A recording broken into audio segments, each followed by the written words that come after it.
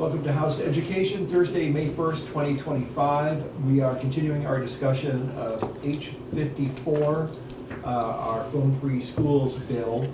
The topic this morning is kind of a very niche situation.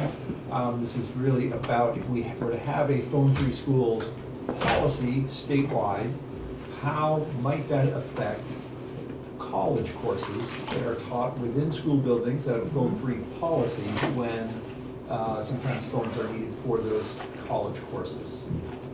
And we have Kate Mobley, Dean of Enrollment and Community Relations at CCV with us today, and Wilson Garland from the State College System. Welcome to you both.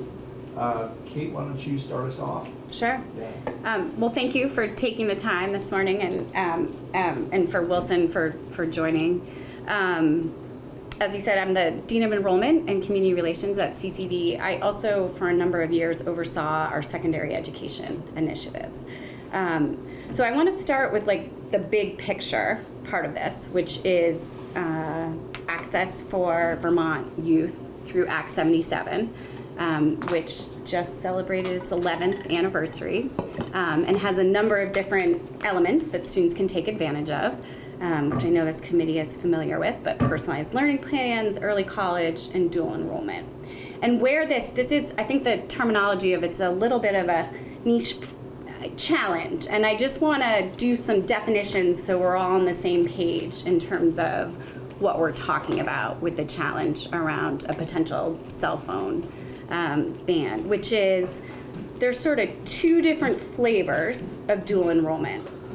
One is straight dual enrollment, and that happens where high school students are potentially using an Act 77 voucher, sometimes paying for it if they've exhausted those vouchers, and taking a college class taught by a college faculty that also contains other students. So our general CCV population, which at CCV can mean you have students that are 16 to 75 in a classroom environment. Sometimes that means students are going to an academic building. Sometimes it means students are taking those classes online.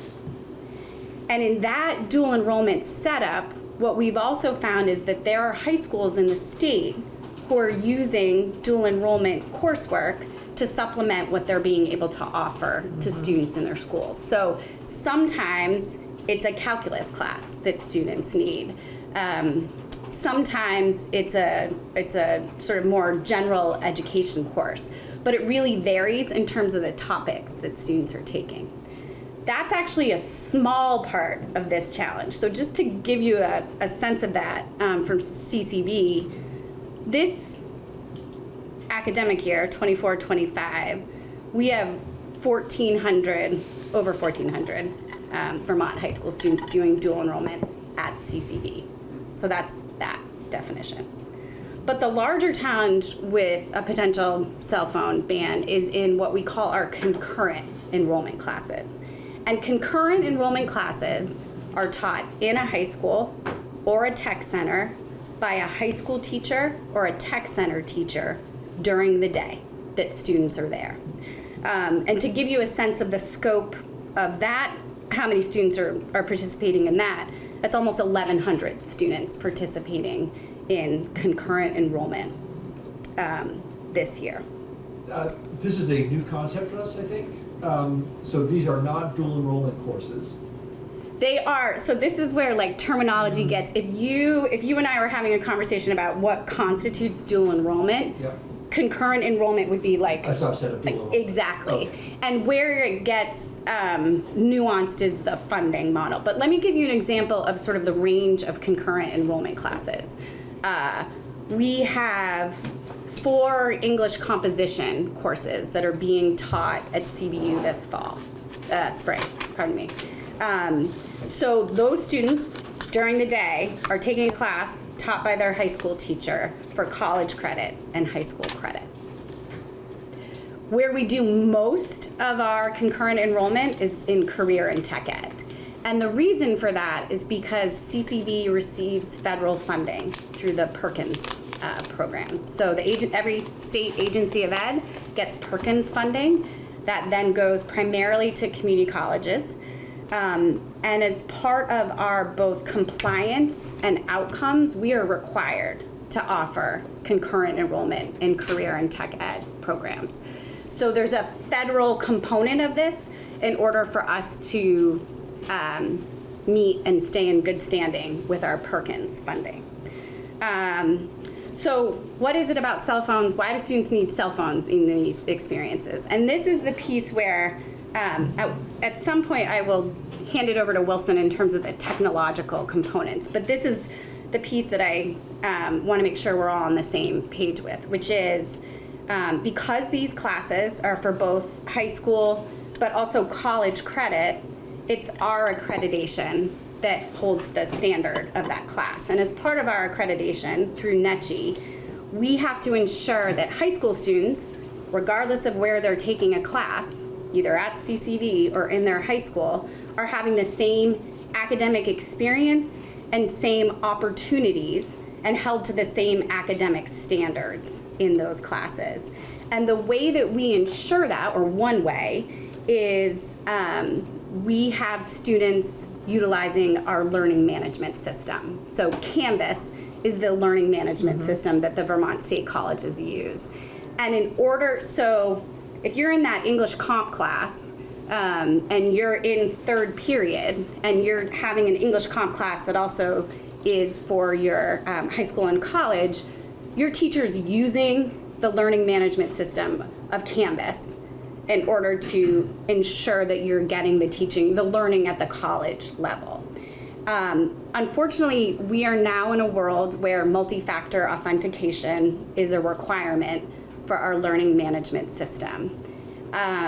This is something that my secondary ed team has been working on a school-by-school basis, because we certainly have schools in Vermont that already have cell phone bans. For the past year and a half, we have explored countless other options in terms of how students might authenticate and be able to access Canvas. And I will say it's a challenge for sure. So let me just pause there, and maybe we could talk a little bit about sort of the larger cybersecurity pieces that Wilson has. Would that make sense, or do you want to? Let me just see if there are any questions Sure. here. Go ahead, Josh. So, Wilson may be the one answering this question. Sure. But I know for many things I have multi, right? Yes. And a lot of times I just use the email option, right? Because it gives me an option of that. And I believe most students have a district email and have a district device, and will have access to that on the device they're actually working in Canvas on. So I would think that should be an adequate enough workaround as opposed to using a text code that comes through. So my short answer, and then I'm going to turn over to Wilson, is we have explored that. Actually, Wilson has done some work with some school districts around their Chromebooks, and it's not a viable option. But I'll let him answer. Wilson, do you want to do the email authentication piece? Yeah, absolutely. Thank you. So in our environment, it's, our number one for us is obviously keeping student, staff, and other constituents' data secure. And we have a number of different requirements related to that, and including, we carry cyber insurance for the event if we ever did have a breach or other things like that. Related to other options for multi-factor authentication itself is going through an evolution, and where email used to be a trusted way for people to provide multi-factor authentication, with the availability of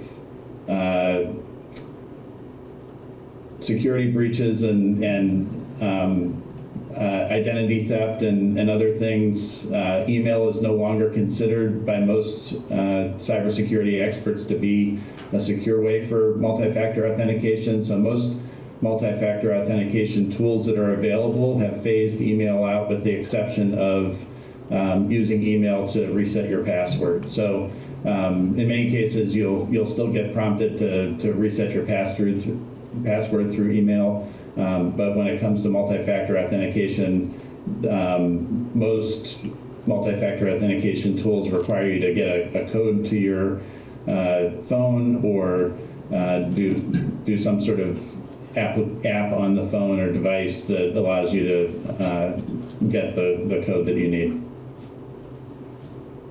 Go ahead, Josh. So, the company I worked for previously had an app that I could download on my phone. I actually had it downloaded on my computer, right? So Yep. why couldn't we have that kind of technology available to the schools to download on their Chromebooks? Well, why don't we ask this question maybe? As you said, there are already schools with phone-free school bands. How are you addressing it with those schools? So I'll answer that part, and then I'll have Wilson answer the other part. It has been a hodgepodge. We work with 72 different high schools, and how they do it is different. I will just say multi-factor authentication is a 30-second hit a button, and then you have access to Canvas and the portal for 24 hours. So there's a school district, Mount Anthony, that has students walk in the door that are taking a concurrent enrollment or dual enrollment course. They have to have their laptops open, they do it, and then their phones get put away. We're aware of another school district where it's sort of a more flexible cell phone policy, meaning it's a classroom by classroom decision, and those teachers are putting them in little pouches and then having them take them out and put that back. Clearly there comes with K-12 management on any of those solutions, but I will say the value of concurrent enrollment and dual enrollment courses I think is high enough for school districts that we've been working with them on a case-by-case basis. That being said, that doesn't represent every high school in the state, and so the scale of this would really change the game in that way around students having access. But Wilson, do you want to answer the other part? Sure. Yeah, and we've evaluated a number of different multi-factor authentication tools. The one that we use currently for all of our systems is called Duo. I believe it's a Cisco product. And Duo is available for iPhone. It's also available on Android. The Android app can be downloaded onto a Chromebook, but there are technical reasons why it's not easily supported. So when somebody logs out, the information doesn't automatically reload with their credentials and other things, and it would need to be authenticated. Basically, Duo is not supported as an app on the Chromebooks, but it's something that we've tested and are continuing to work to see if there's ways that we could configure it. And it may not work in all circumstances, but it requires a fair amount of setup on the school side in order to have it be active within their environment. It would require some additional setup on a student-by-student basis on our side. Certainly more so than getting it set up once on a student's device. So do you have suggested solutions for us to think about? Sure. I mean, I think one potential solution would be to have in the legislation, I believe I'm correct, there's a medical exemption that's currently, would dual enrollment be considered an exemption? Meaning then schools get to decide how they implement that exception, but at least it would be consistent for schools to be empowered to have that. We've certainly had conversations with the School Boards Association and the superintendents. I know they're talking about model policies.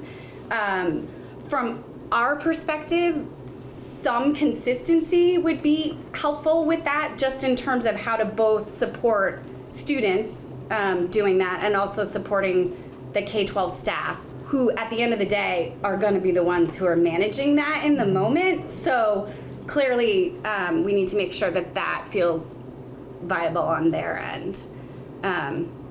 Wilson, I don't know if you have anything to add to that.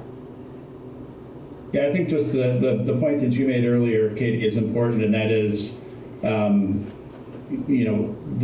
they don't need their device to do the learning. If they are working on their Chromebook or a computer in the library or other things like that, they really just need the device for that 30 seconds to authenticate themselves as a user within the system. So if there's a way to construct the procedures to allow for momentary access, but certainly supportive of the not having phones accessible during the learning process. Representative Brady, then Representative Dilbert. The background for all of us, as you're well aware, I think devices across schools are going to vary. We keep talking about Chromebooks, but not all schools have Chromebooks. Right. I know. Colchester does laptops. Yeah. Many students are frustrated with the technology, bring their own, so it's not as if you can Right.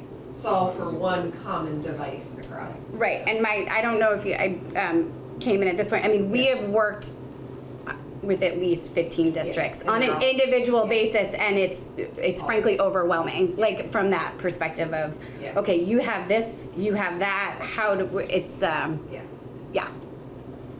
wasn't a complete sentence, sorry, but it's overwhelming, is what I would say. Have you guys taken the time to look at other authentication software that could work across more platforms than what you're currently using? Because I mean, there's a lot out there, and like I said, I still get the emails from all my banks. I don't have to use my phone for any of them. So, but I mean, there's more technology out there, and I know there's a cost. There's a on-ramp to all of it, right? It's not a simple thing. It's just flipping a switch to another product. But have you guys researched other products that could be a bigger envelope or umbrella for all these devices?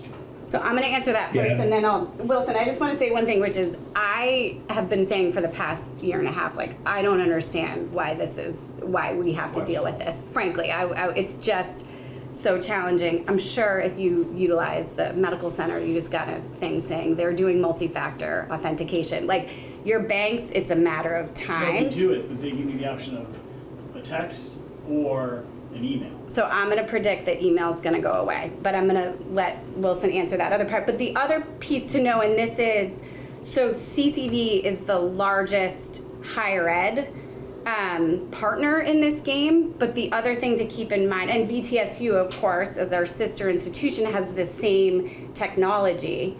UVM offers dual enrollment and concurrent enrollment. St. Mike's, Norwich.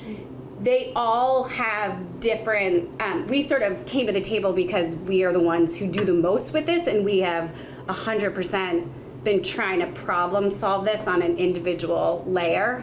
And then once it became apparent that this might be bigger than that, sort of said, oh, we've got to explain sort of what the context is. But Wilson, do you want to answer the other part of it?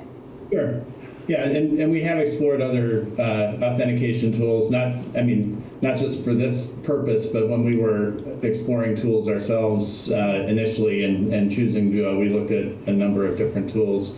We were hopeful that the Microsoft tool might be one where we could continue using email, but even Microsoft now has moved to email only for resetting passwords for their most recent authentication. So at least in the way that we've implemented and implemented our own identity management, Duo is the most flexible of the options and allows us to do some things that we're not able to do, but we've eliminated some of the configurations that are most problematic from a security perspective.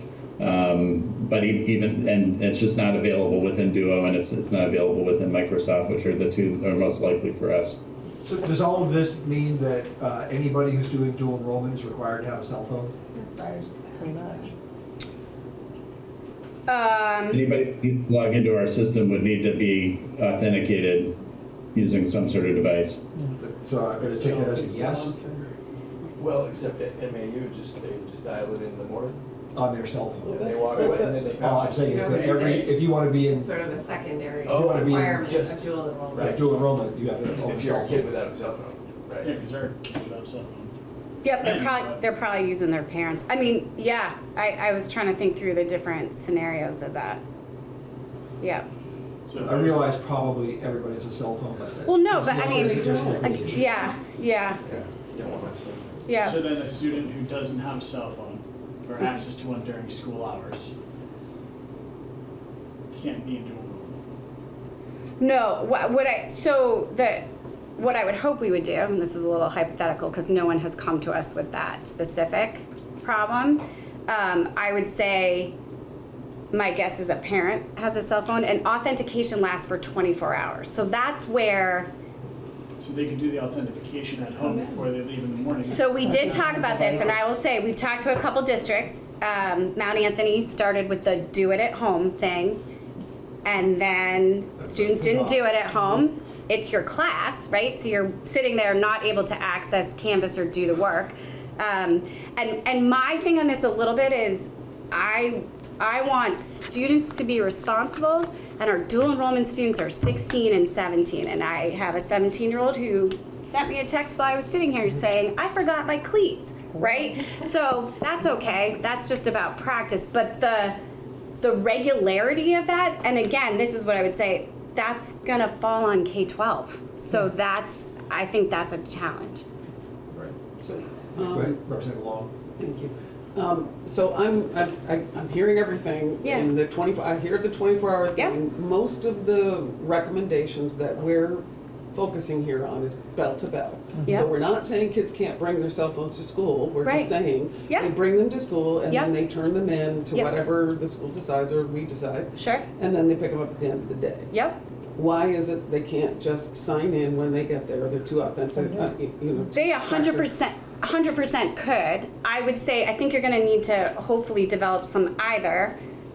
But I mean, I'm saying before, Yeah. if it's bell to bell, they do Yeah. it when they get to school before they turn their phone in. That's not, I mean, every Sure. child needs to be responsible, as you just said. Yeah. For being able to sign in and Sure. remembering their phone that day, and that could be true with, 100%. That will fall on the school to manage that. So the piece that will have to happen before the bells, just to be clear on this, is a student will have to open their laptop, go to, or Chromebook or whatever, iPad, be in our portal, have a cell phone to do it. That's fine. Schools might end up saying, if you're in a dual enrollment or concurrent enrollment class, you got to come to school 20 minutes early to get yourself ready. Like, I think how it gets implemented, that is 100%.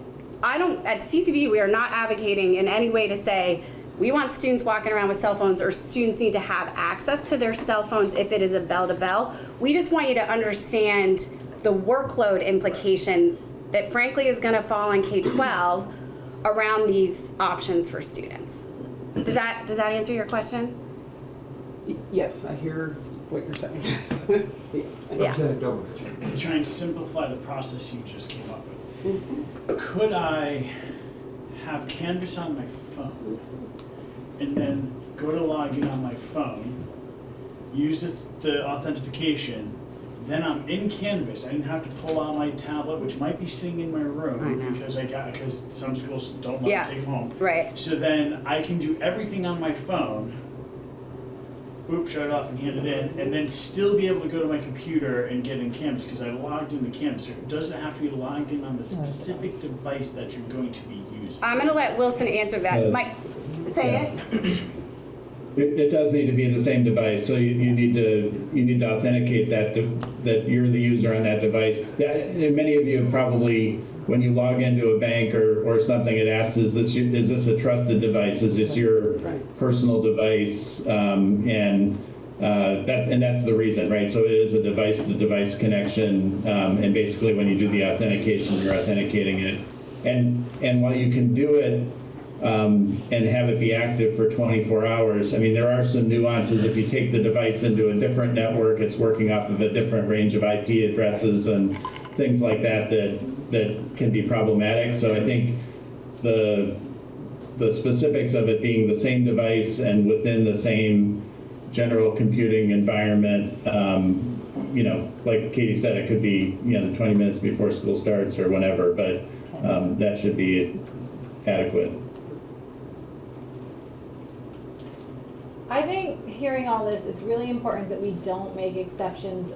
Our policies that are good for all high schools should not be driven by what's good for CCV. I mean, we're seeing the same thing with early college and its drain on our system, and now we're talking about backpedaling on this because of what's good for this. If it's a little more inconvenient for the kids who are doing dual enrollment, I mean, maybe it's even time to have the conversation of, does this still work as intended for high schools anyway? But that's obviously a much larger conversation. But we should not be having this struggle. That's a discussion for us. I think the purpose here was to understand Right. what the roadblocks Okay. are, what the challenges are, and I think as you very accurately point out, how whatever solution we come up with for it is going to fall on the public school system. Yeah, and I guess I would just like to say a couple things about that. One, so federal Perkins funding is a huge amount of dollars that come into our state, and that's a requirement that goes to the community college. So regardless of what this committee talks about from sort of a different funding source, concurrent enrollment at career and tech ed centers has to happen in the state to get Perkins funding. So you have to figure out cell phones in that environment at a baseline. Your other conversations, I can appreciate there's some nuances there, but you are gonna have to figure out how to make students be able to take concurrent enrollment and dual enrollment. And the other thing I guess I would just say is dual enrollment provides opportunities for students in the state of Vermont that aren't happening in their high schools. And so I think does CCV benefit in some ways? Sure, we get tuition dollars, but I think it's important to keep students at the center here. And when you look at the numbers of students and the range of experiences, I think it's really important to keep that in mind. Bigger discussion, different Sure, day. yeah. Yeah, go ahead. We may be just getting too far into the weeds here, that just whatever legislation we pass has phrasing in there about, and it's up to each individual school district to develop policies around exceptions, such as dual enrollment, medical. Yeah. Our challenge in this committee will be, are Right. we building in exceptions or are we making a broad But policy? right. as it's done school Sure. by school? Because it'll be different from school to school. It'd be great if it was the same. It'd be great if it was I the just will same, but say I just that. know it's not gonna be because they don't have the same technology. Yeah. Some schools don't allow kids to take devices out of the school building, some do. Sure, yeah. Some Dare to kids dream. are there 20 minutes before bell for breakfast time, whatever, some are not. Yep. So if we trust schools to be able to figure out how these exceptions are done, I think we're okay. Thank you very much. Thank you. For, Yeah. Thank you. appreciate it. highlighting the challenge here. Sure, and if there's any I other understand the questions. technology and that all cybersecurity is going in a different format, and It is. Yeah. can't do email anymore, can't do any of that, so Yeah. very helpful. Thank you. Thank you for the time. Thank you. Thank you. All right, so we are now going to refamiliarize ourselves With the bill. with H.54. So there have been some language changes, I think a little bit based on our conversations. Representative Arsenault, sponsor of the bill, also had some suggested language for how we define social media. And I asked legislative council to include that. And so we can look at that language and figure out where it falls short or where it does well. Good morning. Good morning. Good morning. Welcome back to the committee. Thank you. Beth Been a St. while. James. It hasn't been that long, but yes. Beth St. James, Office of Legislative Counsel. Happy to be here. Would you like me to share my screen with the Yes, new language? please. Okay. Yes.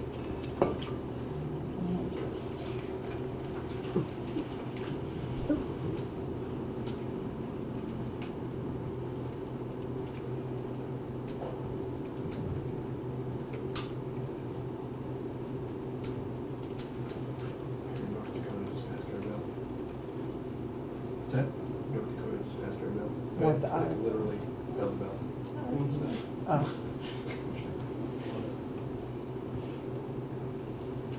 Okay. You are in charge of finding a copy of it and Yep. emailing it to the committee.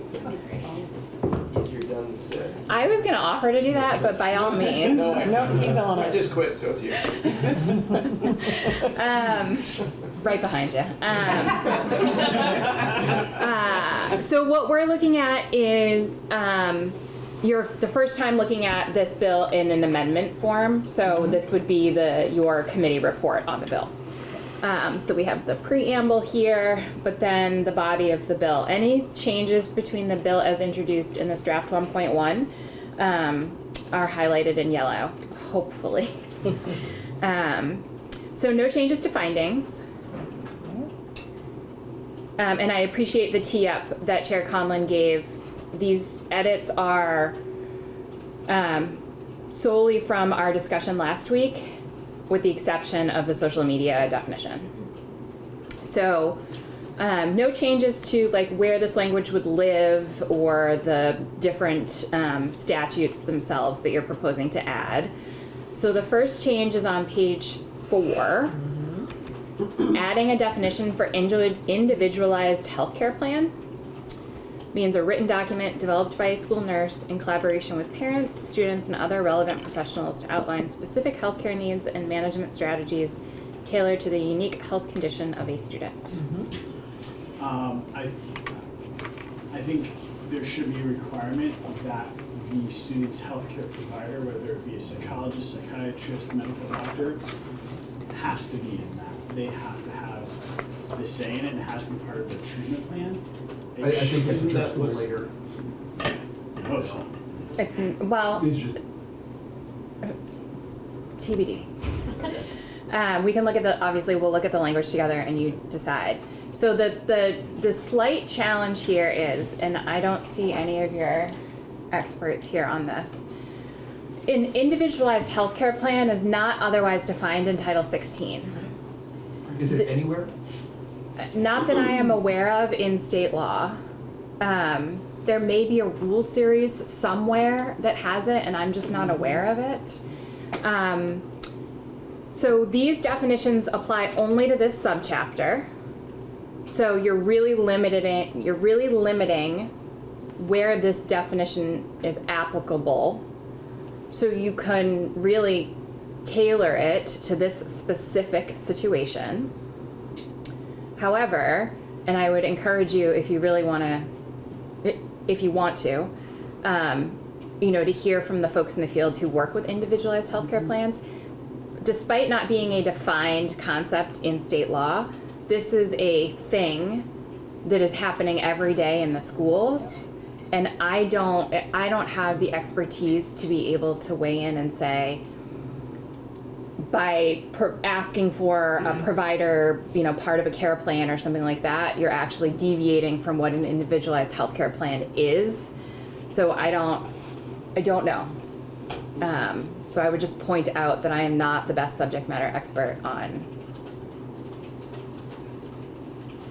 IHCPs, we're gonna call them. Or monkeying with this definition, what you do to the field. I don't know.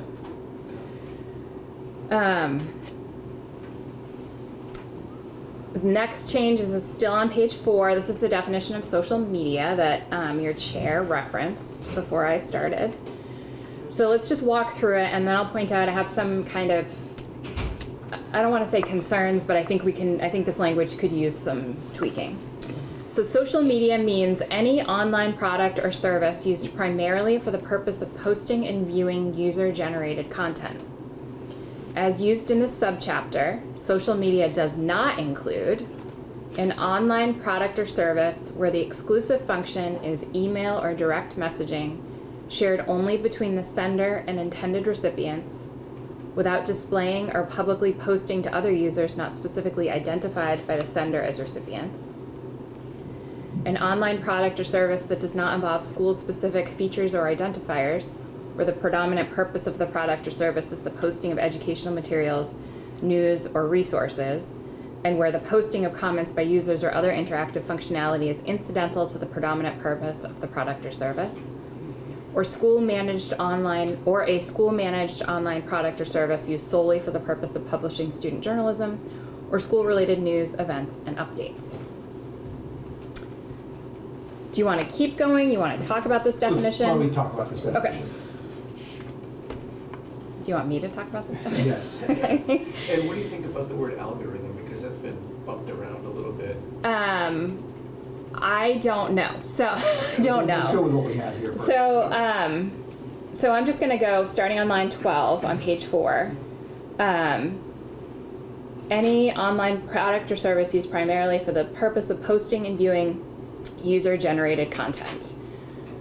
I am not a social media expert. I am not a media expert. I am not deep in the space of what online use and social media is doing to humans in general, let alone kids. So I am not your expert. I'm just wordsmithing this with you from a legal standpoint. This seems really broad. Posting and viewing user-generated content. If you own a website, then you are a user of a website, and you are posting on it. I'm just saying, like, as a lawyer, if I'm trying to look for the holes in places, I would say I would need to understand more about what we're trying to get at here.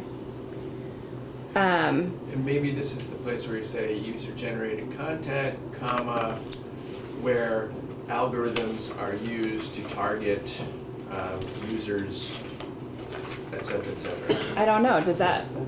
Are there algorithms on jcrew.com? I mean, I don't know. Yes. You keep getting ads. Yes, for yes, that. yes. Before we start going through suggested fixes here, let's just kind of go through Okay. what the holes are. Yes. Can I, so where did is this just Representative Arsenault's language, or is this some, where is this pulling from, like, legally? I'd have to go back and look at my communications with her. Maybe federal. I didn't know if you had any. I mean, just the same email that your Okay. chair has, and my memory, I can speak to that, but I'll let your chair. I didn't know if you had other I believe it came from some constituents. legal research I think it came from advocates. field Yeah. that No, I have not. to arrive at that definition. I have not. No, this was taken verbatim from that recommendation, and here we are. I mean, there are huge lawsuits against us. I wonder how it's defined. Right. Yes, and I think depending on what you all want to Those do. are against specific companies, Yeah. but it's in the context. So I don't know if This- there's definitions there that help us. There are definitions everywhere. And this, I'd just say this is one of the challenges we're facing by going into this part of the bill, as opposed to just locking up phones for the day. And I will say, I believe, if my memory is correct, that the definition in the bill as introduced actually came from a federal law. Right. I can't speak right now. My memory is not good enough to tell you what the federal law was or the context. But that is one definition that's floating around out there. Do you want me to keep pointing out concerns I have, or? Yes, but I'll let Representative Dovich ask his question, so long as it's not highly technical. No, I'll do my best. So it seems like there's some gray areas that it sounds like you're not fully versed in. Am I correct in saying that? I'm not trying to discount what you're presenting? Keep going. Are there digging. other Yep. legal professionals within this field that we could get testimony from maybe like the Social Media Victims Law Center or something like that to help us with this definition so it's a little more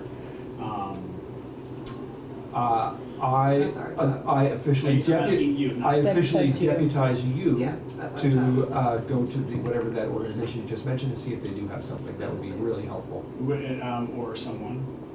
We wanted someone to testify. Yeah, but if there's something, Yeah, if there's something there, that'd be great. And yes, I am not an expert in social Not trying media. to- No. I just saw an easy opportunity for a giggle, so, We need. don't we? I'm happy to do more research on this, right? I just hadn't, this is what we're working with today. But absolutely, there are folks out there, I mean, this is a space that is being litigated, that is being researched, that is being analyzed and debated, so absolutely, there are folks out there. It is just very unsettled. Yeah. So you're gonna get different points of view, and, So I would like Josh to follow up with his idea and anybody else here who would like to do some research. And to the extent that you have available time, that would be fine. Absolutely. I, however, do not want to take up your time, given your other responsibilities. there's nothing else going on. I don't know what you're referring to. Yes, understood. I'm making a research note here.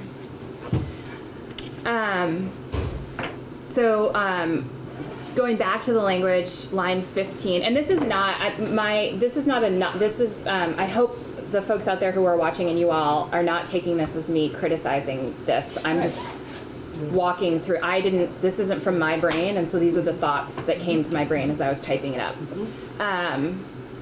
And online, so these are, A through C, so line 15 on page 4 through the end of page 4, and then 1 through 5 on page 5 are the exceptions to what social media is. So these things are not social media.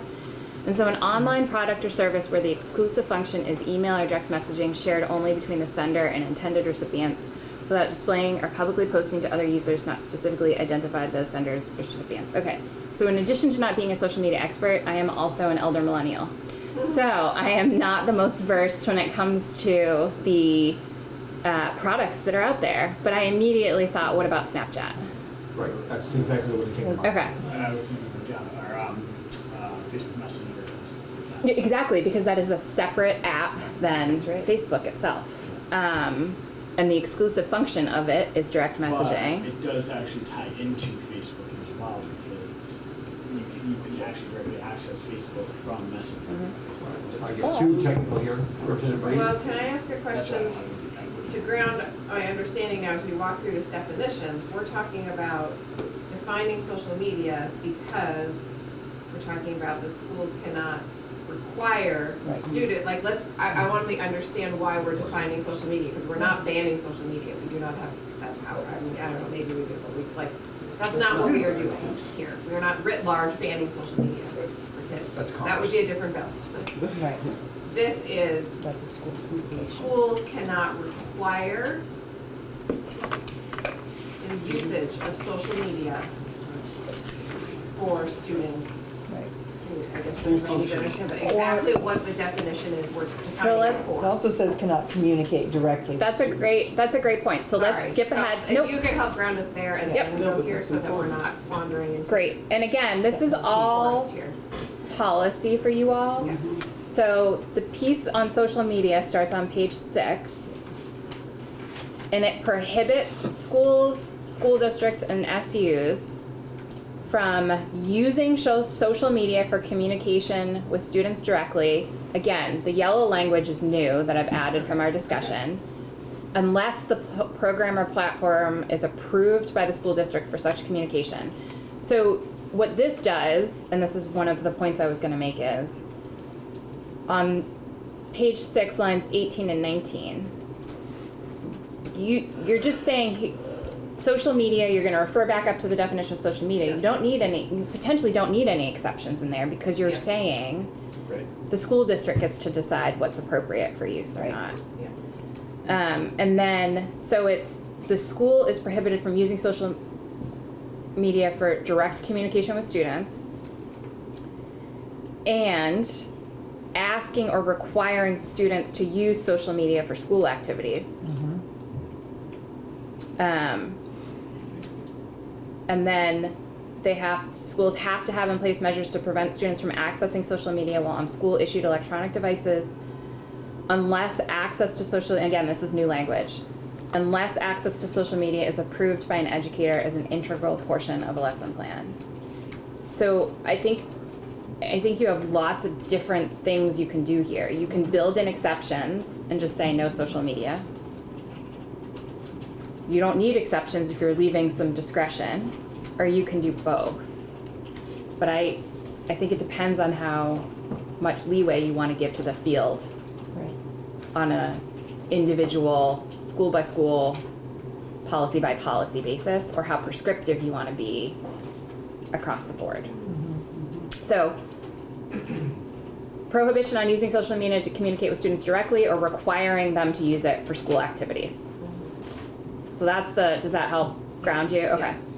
So then we're gonna go back up here. So I would just, again, not an expert on these things, but I'm not sure that the exception in subdivision A is, Needed. Can I just ask a Yeah, quick please. question? Yeah, I don't need you to go back to the page, but I'm still looking at what we were just looking at. And when it said schools, school districts, and supervisory units are prohibited from utilizing social media for communication with students directly. That was the language. And then unless this program platform is approved. So it doesn't mean that a school couldn't use social media. No, this is specifically saying It's saying schools they can. can if Yeah. the school district chooses to. Right, so.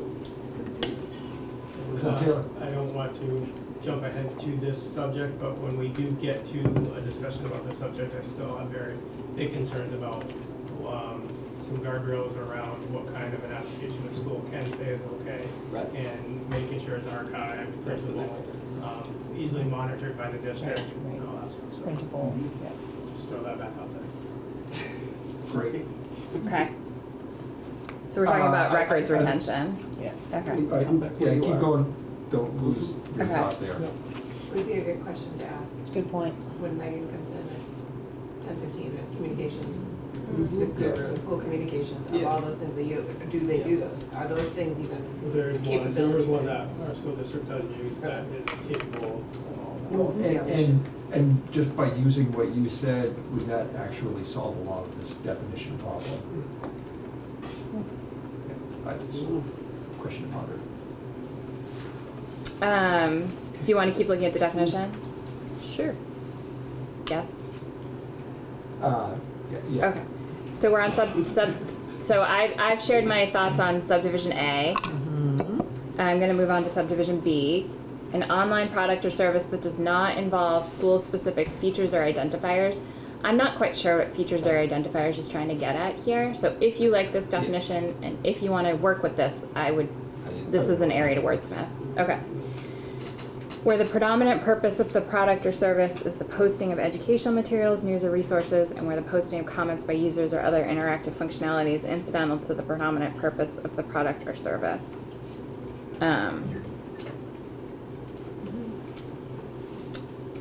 I would be curious as to what you're trying to sweep in here in this exception.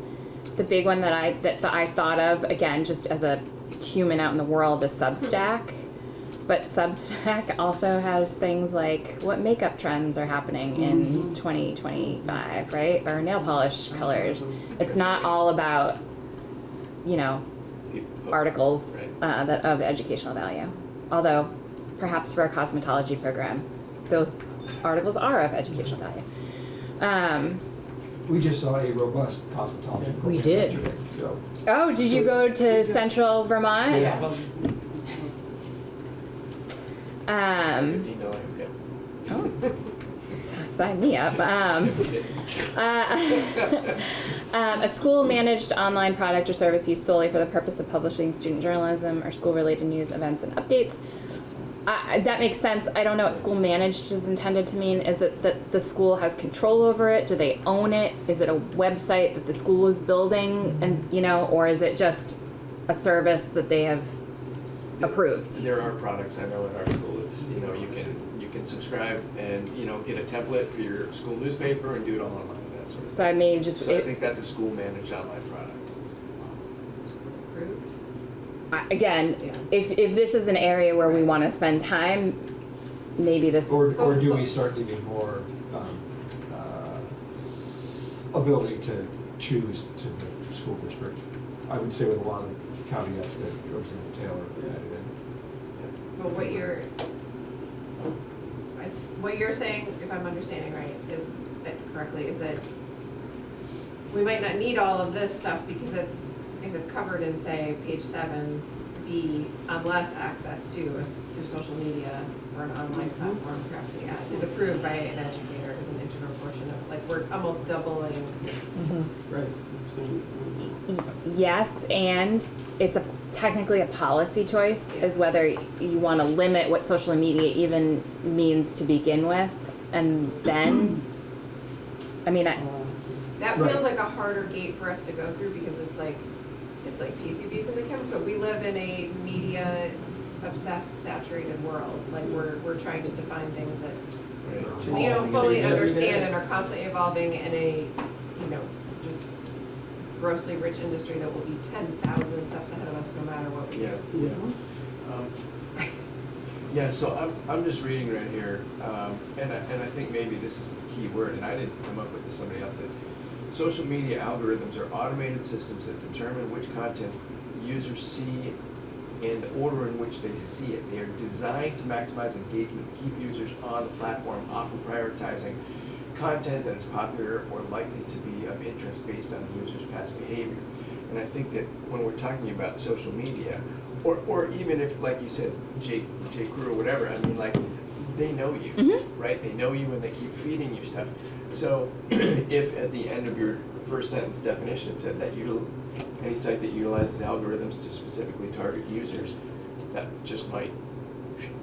So I would say But challenge that would everything be, does. then the school has to Everything figure out, That's what I- does it meet that I definition? do not wanna go down that. Okay. And again, this is, I think, from my mind, the exception we have for teachers who say, you know, I want you to go on those so you can learn from Right, them, right. is one thing. I think we're trying to target what social media is as a restriction as to what a school can use for direct communication. Yes. Right.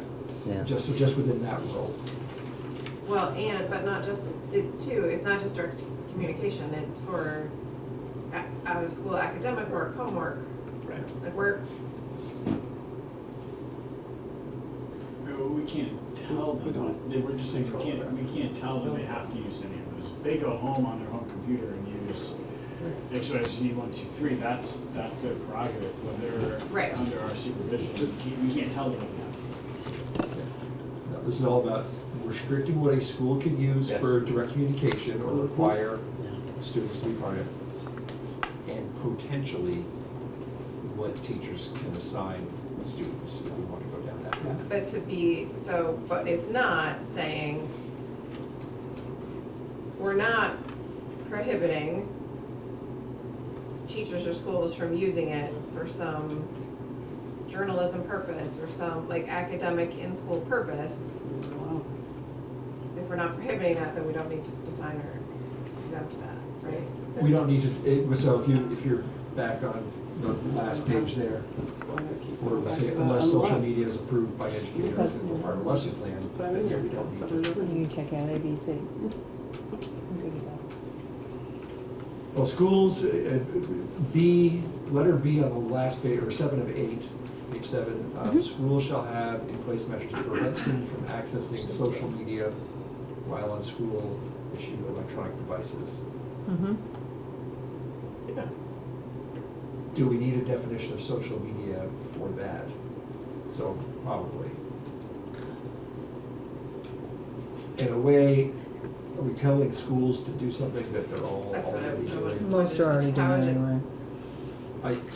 I can't, we have not heard from a single education group that has said that they aren't restricting.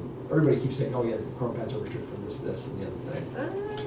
Wait, are you asking for examples of how we have used it and asked for it to be opened up? Because I have, and I can give you examples of No, things no, that because we're we saying know unless the secret. social media is approved by an educator as a part Right. of the Okay. lesson plan. So my question maybe for the educators in the room, what kind of social media would you need to approve as an integral part of a lesson plan? And why would you need to? I'd be happy to answer that. So I've done lessons using Post Secret, which is a blog. Humans of New York. I've even done like having middle schoolers track their own digital footprint on Facebook and asked our security to open up Facebook for a few hours so they could see what how college applicants or employers can look at them and the things that they wish that weren't online. Yeah. Those are all I mean, examples of so you- A things. media literacy course Yeah. needs to have access to. So I'm just saying, so you're using it to teach them Yeah. about how social media works. You're not using it to say, go on social media and go research how this thing happened. And Well, in that third example, in the first two examples, like Post Secret and Humans of New those are York, blogs, right? Those aren't necessarily Facebook. Well, they're this is where we're having the That's access them That's through access for better. social media. Yes, you do. And yes, I have asked them to go and look at those for examples of how people are generating content as art, folk art, sort of. Is it something that and this is just for me understanding, so I'm asking you since you offered can you as an instructor pull up that information and share it through like a light board or something, or, you know. A light board? Sorry, so like some schools have like a board, it's a projector that projects on the smart board, thank you. Oh, okay. Or a TV screen or Smart something like that, screen. so you can actually Yes, be that, the purveyor of the information with their. Not yes, always. that would be a workaround, and also actually both of those examples exist on their own websites, which are a little clunkier than to just go to them through So there are social other media. But yes, options there are available. workarounds. Yes, there are.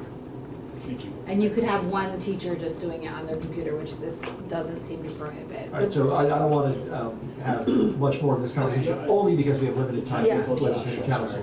Representative Taylor. So with these two that's on the screen right now, the two highlighted, are we contradicting ourselves? A little bit. Say again? The two highlighted areas on this page that we're looking at right now, we're contradicting ourselves. Oh,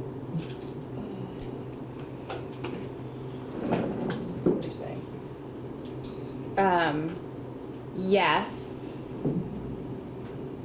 And I think you could read it as B is about in school, and 2 is about when you go home or you're out of the classroom. I'm not saying that that is good.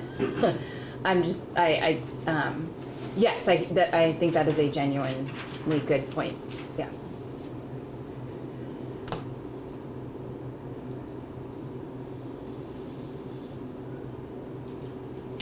And maybe you just get rid of asking or requiring students to use, you just get rid of all of that. And you just say unless social media is approved by an educator as an integral portion of the lesson Yes. plan. Right. Say that again, See, please. and I have a hard time even with that, because if there is a workaround, why do we even need to have it? There's as really part of not this? you know, have school be all about workarounds. Yeah, It's it's too also inconvenient. because we trust teachers, because Yes. teachers have license and are responsible and are not trying to harm children, and we have hired them knowing that they have the best interest of kids in mind and are doing the best job that they I can. don't disagree with you, I'm thinking about the kid who now has access to social media, might do other things while they're on the social But media, they- they're not supposed to, when they're Yeah, supposed they to do are. something else. Yeah. I think we're overthinking this. The real point of this bill was to keep cell phones out of schools, Yeah. and suddenly we're getting Yeah. like, Well, it was Yeah.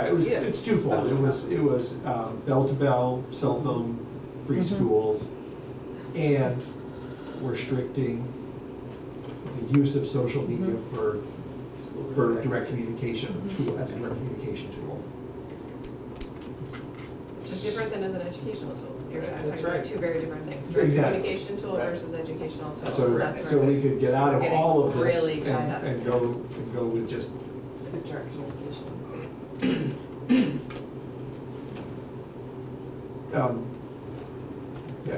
I'm not sure we're gonna have any instructions for you yet, but we might discuss it further and then communicate some, or Facebook you with some changes. I'll never see it, so great. We're really, Did I say Chrome Pad? Chrome pad, that was nice. I did not say Chrome Yes, pad. you did. Yes, you did. It's on the. We'll go find it all. Yeah. God. Do you want me to These connect? days. I'm gonna connect with Rep. Taylor about his point about just the archiving and record retention. Yes, Um, yes, is I that- think, Okay, okay, that some sort of safeguard like that would be Mhm. great. Okay. Like to put a safeguard like okay. that. Yeah, go ahead. Do you want me to put it back up? No. Okay. I think, here's where my concern, I completely support the bill, this policy, like getting kids off phones all day, schools managing them. I think we are quickly realizing, my concern has been, anytime you try to do something in schools, it's not as simple as it sounds. And the amount of work things might potentially create. Again, this will not change. I am for it. I will advocate for it. But I think it's good for us to be aware of the reality of the amount of things, whether it's dual enrollment students have to come to a separate door at these 7 minutes to sign into this authentication thing, or this blog for this English class, or what does this mean, or do schools have to find out if a program uses an algorithm? Like, we're taking, the world of media is the world we live in, and schools are just swept up in that, and once again, like, sort of paying the price and having to deal with and problem solve. And this is just so this is not against the bill at all. It's just a reminder, I think, of. Right, and it's simple, better, good. So I'm in favor of, social media in school, but that's, as we're seeing this, it's becoming a very large topic with a lot of different loopholes and factors involved with it. If we focused on the communication part of it and didn't necessarily deal with the education part unless, and putting word in there, something about restricting as much as possible the use of social media and curriculum or whatever, but have this mostly be focused on the communication tool between the school and the students. So I'm just kind of throwing that out there because the education part is a whole, even though I would love to have not happen, is a whole bigger discussion than the communication part. Yeah, it's my 2 cents. Yeah, and I, to Leanne's point, I do think of, we've had lots of calls about, we need to have media literacy curriculum, and understanding social media as part of media literacy, probably the most important part. And I'll just add, to back up what we heard from Representative Harple, I think we need to make sure that we are trusting our educators to provide education to our kids. All right. I think what we'll do is, first of all, take a break, but second, have you and Beth talk a little bit about some language there.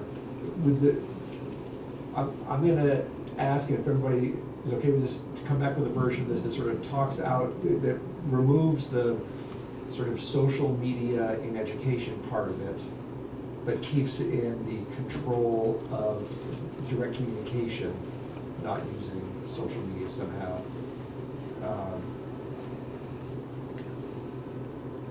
Do you want And- to keep the, or approved by the school, but if it's approved by the school district, it's okay? If For we now, add yes. add his language to that piece too.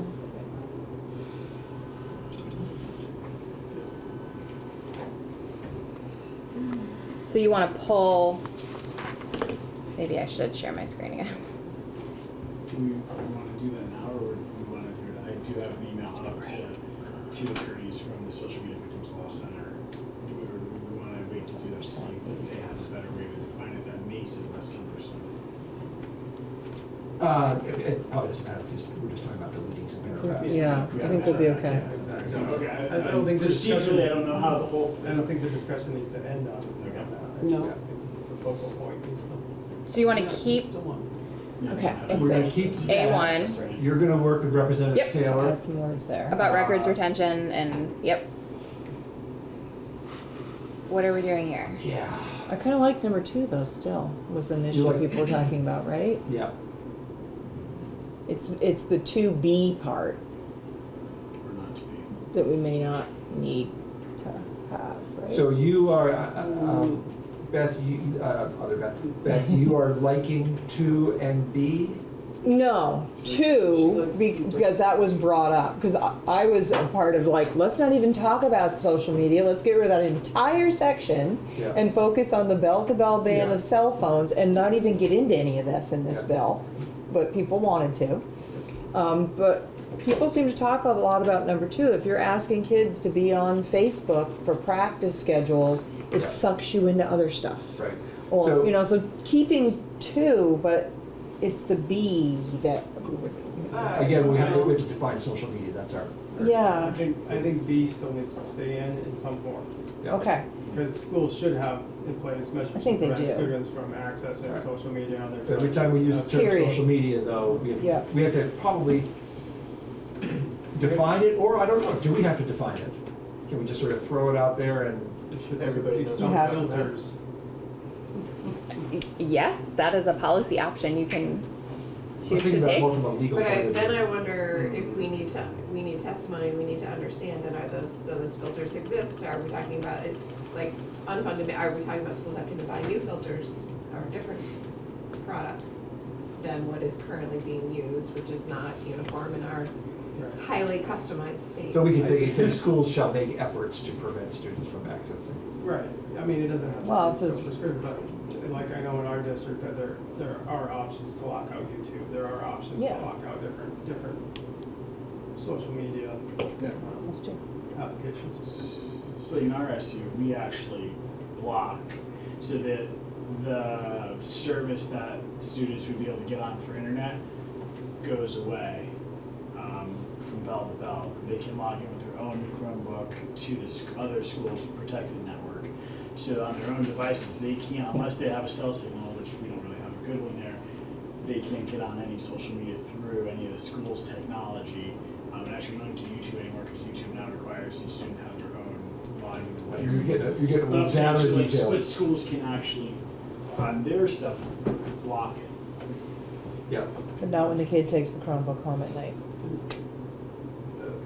Okay, but back to number 2, asking, here's where I'm running into, so now are we saying that if the volleyball team has an Instagram page, students are not required, it is not like the coach says you have to be on Instagram, but if the students, as a way of promoting the team, take pictures and they have, you know, CBU volleyball or CBU RoboHawks and they make an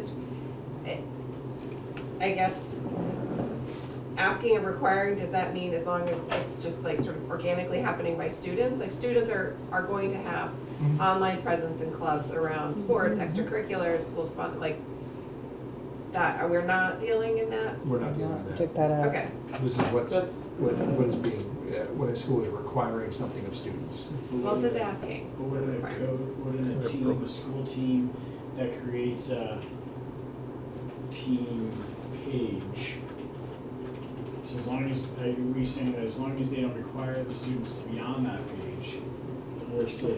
That's We're a not- safe scenario. We're not saying anything that specific, but I think that's the Well, that's why I implication. wonder about the asking though, like, Yeah. I mean, So just take out asking. I was say happy with requiring just students to use. requiring. Yeah. I'm good with just Yeah, because like if you requiring. say, hey, while you're there, could you snap some pictures so we can put it on Right. the school's Instagram page?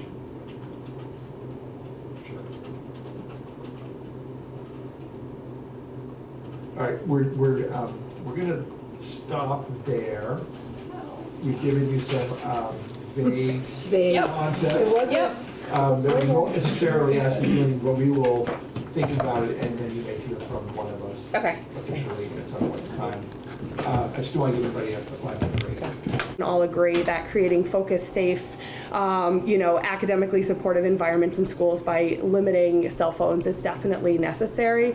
When I read through the bill, some of the language makes me, I just want to be able to share how sometimes social media in certain avenues is a really positive way to build community and relations, and from a district-supported viewpoint.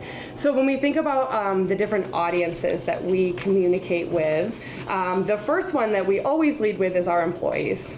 So that's our internal audience, right? I think particularly in Vermont, definitely in Colchester, generally the school district is the largest employer in the town or in the region. And so when we think about that, they're the bedrock of our organization, and we're really, really intentional about the fact that they are our community members as well. And so we want to make sure that they are included. When we think about community members, family members, and all these different audiences or stakeholders, as we've traditionally referred to them, when people are asking questions about a school system, they generally aren't emailing the superintendent, right?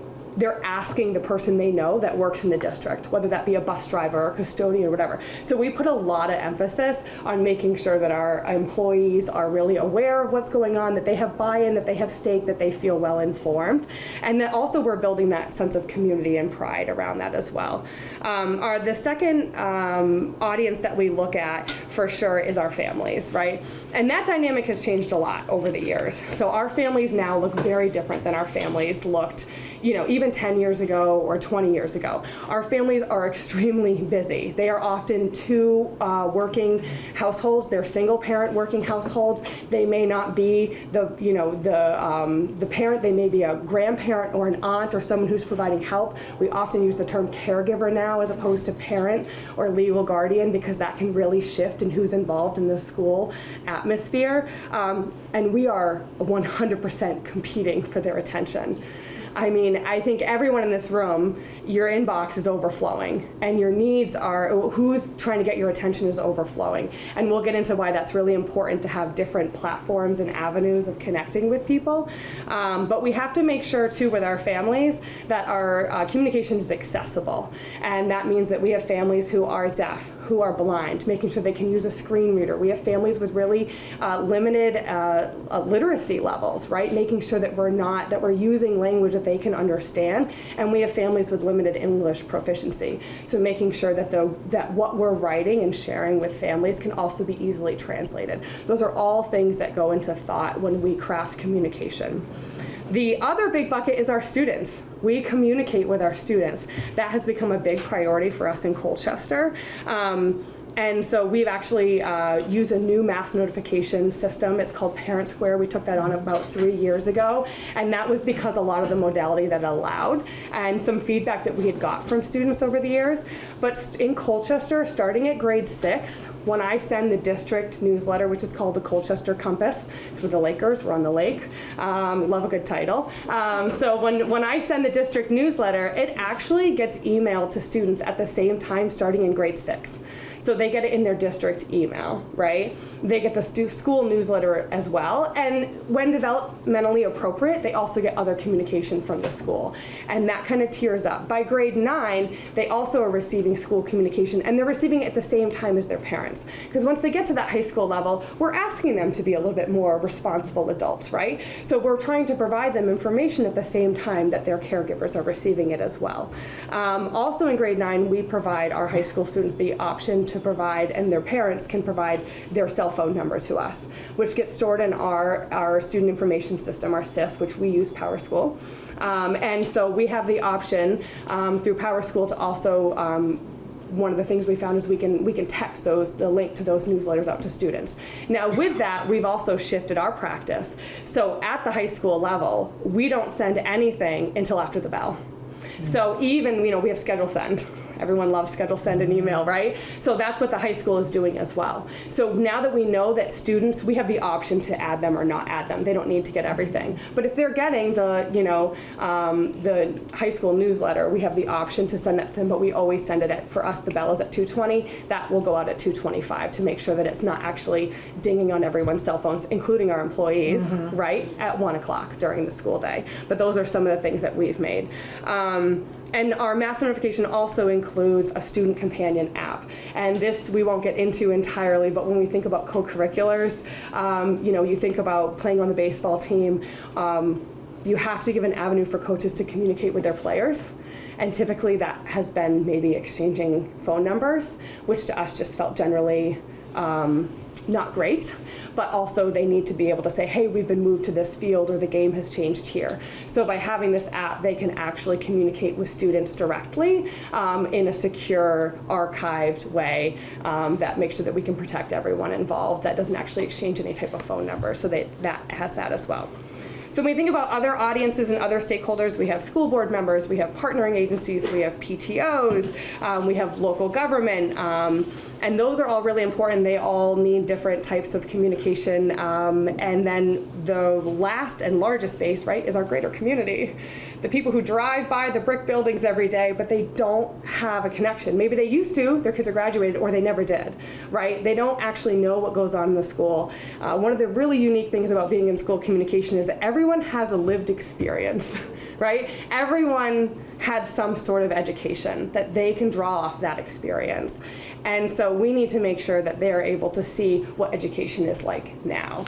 And so it's really crucial for us social media, front porch forum, those types of platforms play a crucial role for us from a school communications perspective to be able to share student voice, to be able to share what our initiatives are, to share information from a bond campaign, our budgeting process, to be able to have those avenues where we're able to share with people who maybe are accessing our information because they're not getting our newsletters. So when we think about those different audiences, and then we think about what platforms we use, right? So every platform we have serves a different purpose. It's really intentional. We need to get the message to the right person in the right way at the right time. When I present, quite often, it's like my third slide always, is like communication should never just be an information dump. I have information, so I'm gonna say it or write it. And because I hit send, I'm just going to assume you got it, you digested it, you understood it, and now I can walk away and check the box because I sent it, right? When you're working in communications, it just doesn't work like that. We have to look at the analytics. We have to look at the open rates. We have to see why, are they engaged? Are they understanding what we're doing? Do they have buy-in? Do they feel connected to our community? We know that student outcomes are often connected to parent and family engagement in schools, so it's really our job to make sure that we can do that for them. So everything has to be strategic.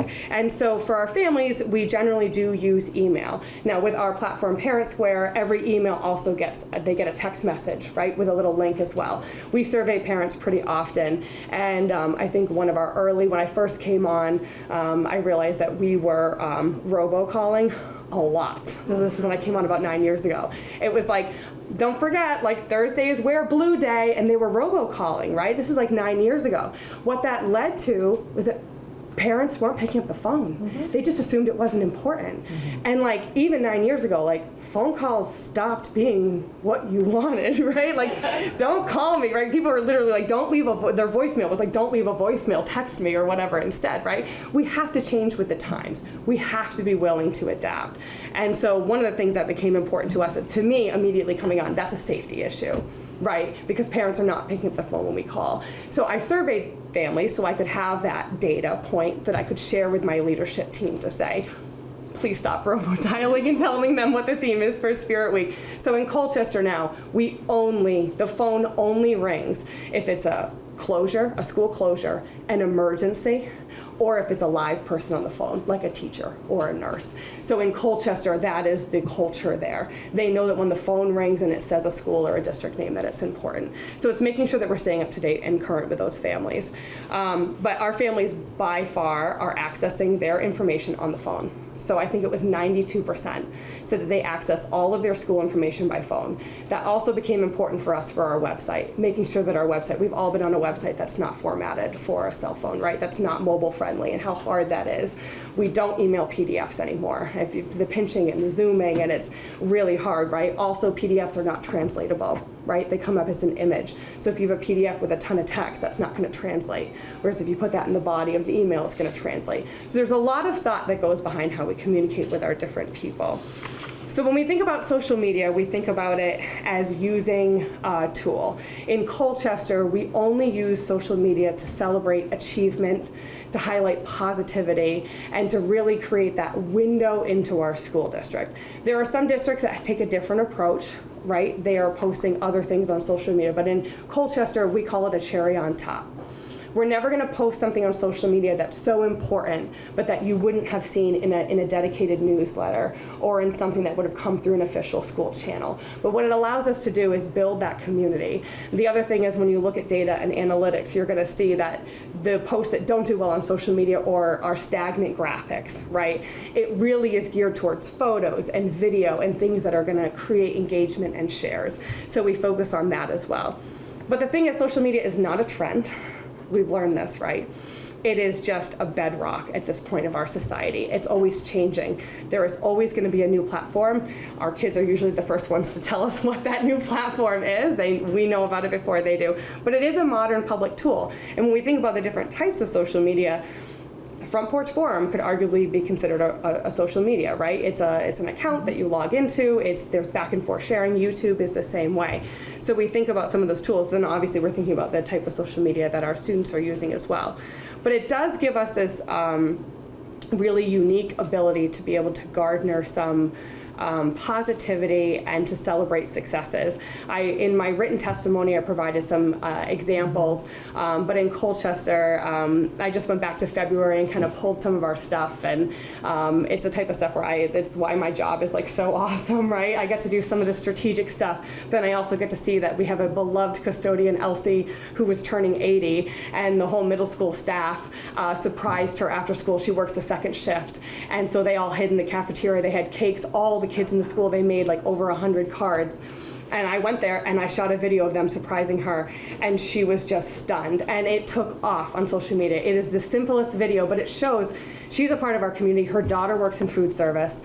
They are beloved in our district. She turned 80. I mean, that's massive, right? And so to be able to share that, and the amount of comments and the amount of like, oh my gosh, this is what Colchester is all about, right? You have that goodwill and that vibe. We share our budget videos on there. We have a Your Vote Matters budget series, and we have a student who makes one of those videos. It's our student school board member, and I work with that member every year. Our superintendent does a video, but then we also have a student one. And I sit there and brainstorm with them, but I'm really hands off. They shoot it, they edit it, and then I'm able to post it on the district channels, and it goes really, really well. So if you see some of the comments there, it's like, great job, Riley, you're really representing Colchester well, and they're able to kind of show a day in the life. Or for her, Riley, her story is really unique and specific, and if you go onto our channels, you're able to see what her story is and how Colchester was able to support her. And she's a really wonderful, wonderful human being who's going to do amazing things. A staff and student basketball game. We had a teacher of the year. We are doing a Throwback Thursday series, so we've been engaging some of our alumni. The class of '93 was on it. They were very excited to see their pictures in there. So just showing that that's the type of positivity that can be built from that. Within social media, for sure, and any type of external channels, we even consider Parent Square an external channel because it is being emailed out, and that email can then be forwarded or shared. Privacy protections for students are really important to us. That's something I personally manage within our district. Excuse me. So we provide annual media opt-outs and photo permissions every year. Parents can change their permissions at any time. It's very clearly written, and it is very clearly disseminated to all of our teachers, to all of our staff, and that is something that we take extremely seriously. And you don't need a reason. You can just say, I don't want my student's photo or video shared, and we take that extremely seriously, and we follow it. And I think that is something that's really important as we think about either elevating how we're sharing our district stories or also how we're restricting our district stories. I'm going to interrupt you. We're somewhat limited on time, but I just want to kind of focus in a little bit on the direct communication angle. Yes. And so one thing I just want to be clear on is all of your communication is available via email. No one has to have Parent Square. Correct. So Parent Square is our mass notification platform. Yeah. So correct. They don't. I'll put an asterisk next to it. They don't need an account. They will, because their information is in our student information system in PowerSchool. If you're a parent, and you have to be a parent or a legal guardian to be able to receive it, you will receive that information. The way you would need to create an account is we also use Parent Square. It is a very, very robust platform, which is why we used it. We use it for our parent-teacher conference signups. It takes the place of Sign Up Genius. So if they're using it for a school dance and you want to bring chips and drinks or whatever, you can go in there and sign up for that. We're also using it for field trips. So that's how you can electronically sign a field trip permission slip. And to do those things, you have to have created an account. But your account is already started because it starts with our system. You can't go in, if you're not associated with Colchester School District, you couldn't create an account from If you're a parent and you don't want to have anything to do with Parent Square, can you still? You can opt out, and you can turn off all your notifications. But you can still do field trip forms and all of that. Yes, you could work with the school to do a paper version, yes. That would be rare. Most of our families are our biggest supporters in the fact that they can get that message that says, this is the field trip, I signed the form, I chose I want a bagged lunch, and I don't have to. That is a check in my busy life, and I'm all done. And how about coaches communicating with players, that sort of thing? They're doing that all through Parent Square now.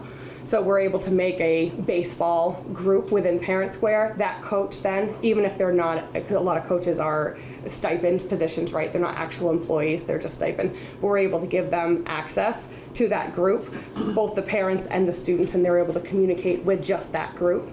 They're restricted to just that group, but they're able to communicate with them. So are those students communicating with the coach, are they also getting it as just an old-fashioned email as well? Yes, they get it as an email, but they do have a direct, it's called direct messaging. It's really similar to Facebook Messenger, if you've ever used that. Within the app is a messenger, so he could message, the player could message the coach could message back. They also could just send out a formal email with all the schedule. They could message just one student, a group of students, all the parents, some parents. Got a lot of hands up now. Represent donors. That aspect of Parent Square, is that accessible by the school district itself to monitor any of those subgroups that have Yes. been? So the district can go in there and look and Absolutely. see what's going on in those Which groups. is one of the safeguards that's in place, yes. And is it printable? Yes, all of that data, and it's also archived, so as long as we have it, it is all stored. There is a limited number of people who could go in and look at those direct message threads. That should be, right? Correct, but absolutely it is, yes. Perfect. Most of my answers. Great. But there was one where you said like the parent, the student, and the coach, all the parents, all the students, coach. So when there's a one-on-one with a student and the coach, do the parents get any of that information, or is it truly a one-on-one with the parent? It depends. It would be at the discretion. I mean, if they're kind of saying, hey, I need you to go see the trainer before you come out to the field, right? That could be a direct message just to the player. I think the parent doesn't necessarily need to be involved in that. Again, it would all be archived. Excuse me. But if they're saying something like, oh, you know, we're changing when the bus is arriving or something, they're going to include parents and students on that. But oftentimes it is, what's great is the students are the ones who need that information. Historically, if you're communicating that to parents, parents are then having to text their students. And if that communication is coming through at 12 because their dismissal was supposed to be at 1, you now have this whole other ripple effect of when students would potentially need to be accessing their phones. They're doing the overhead page, but you know, we know in real life, we know what's ideal and what's utopian, and then we know what's happening in real life with how parents communicate with their students. Representative Brady. I don't know if you were jumping ahead, but before we get too far past all what you're talking about in terms of social media used as by the district for community building and engagement Yes. and information and celebrating, and I'm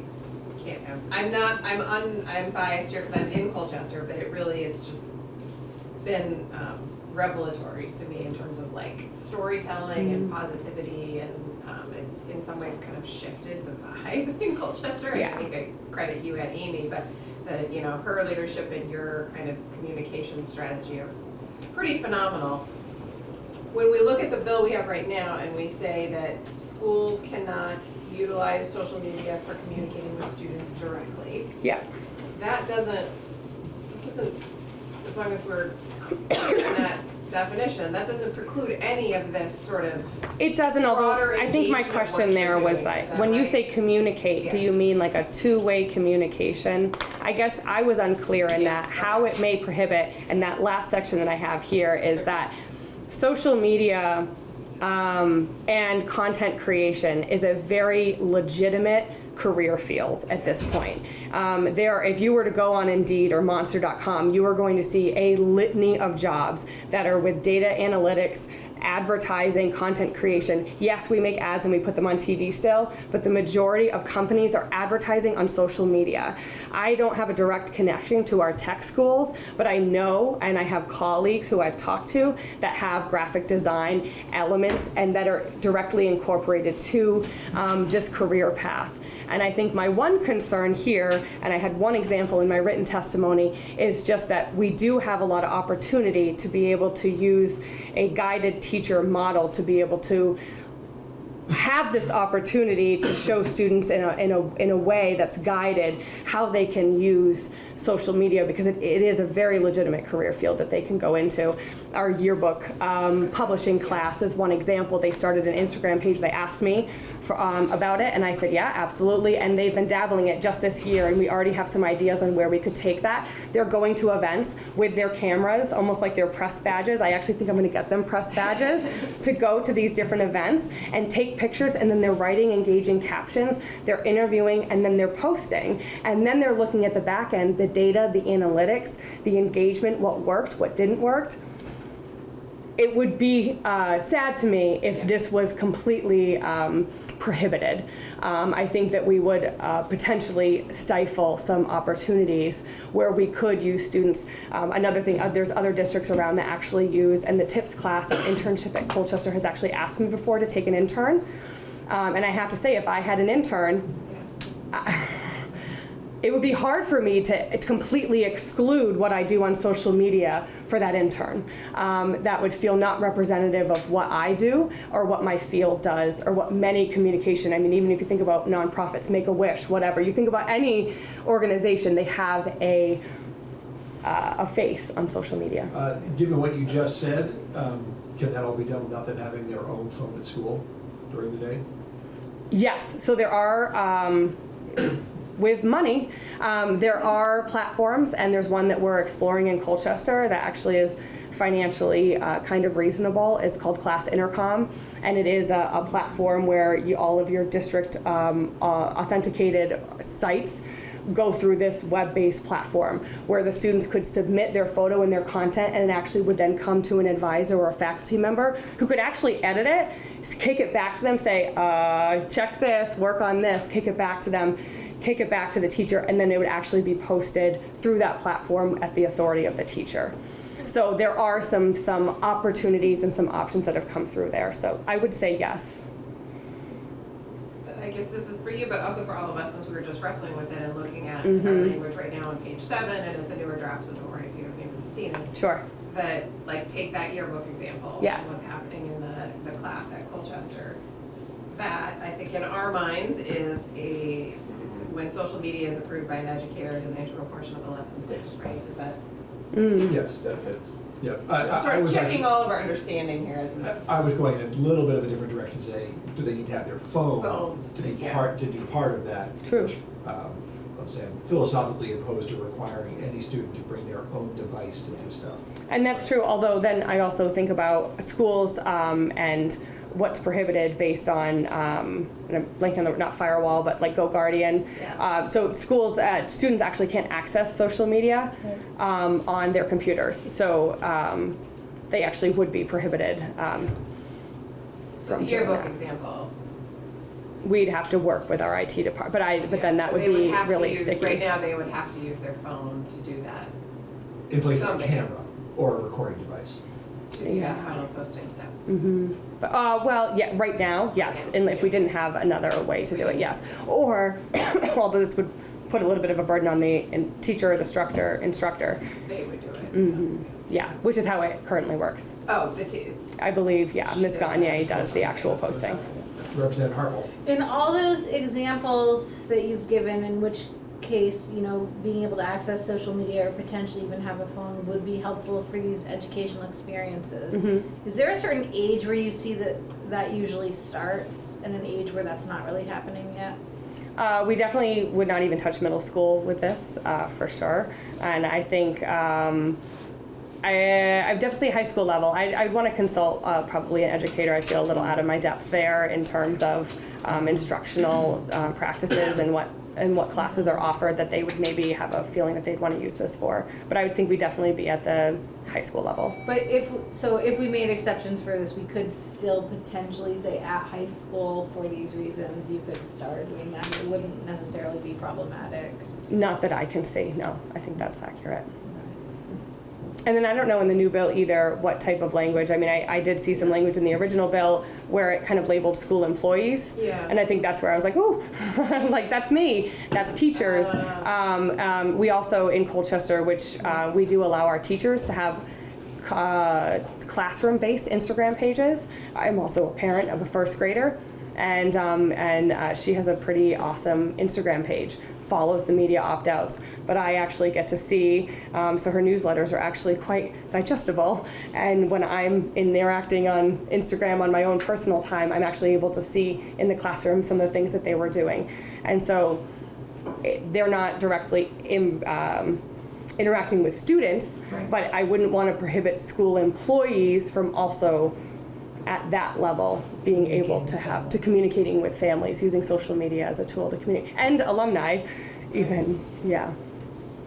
I just want to go back to that point where you said that was actually kind of important, and that is that all of your communication does not take place until after the school day. Direct communication. Wow. To students. Yeah. Yes, we do end up pushing some communication out to families during the school day as needed. Yeah, we do have some, when you look at analytics, we look at some favorable times for open rates on when we can reach families, days of the week, times of the day. There's a lot of stuff there on a newsletter, a school newsletter. Like don't send it on a Friday, which I have one school that I'm still trying to get off the Friday train. It makes sense to them, but that's really not when families are looking to.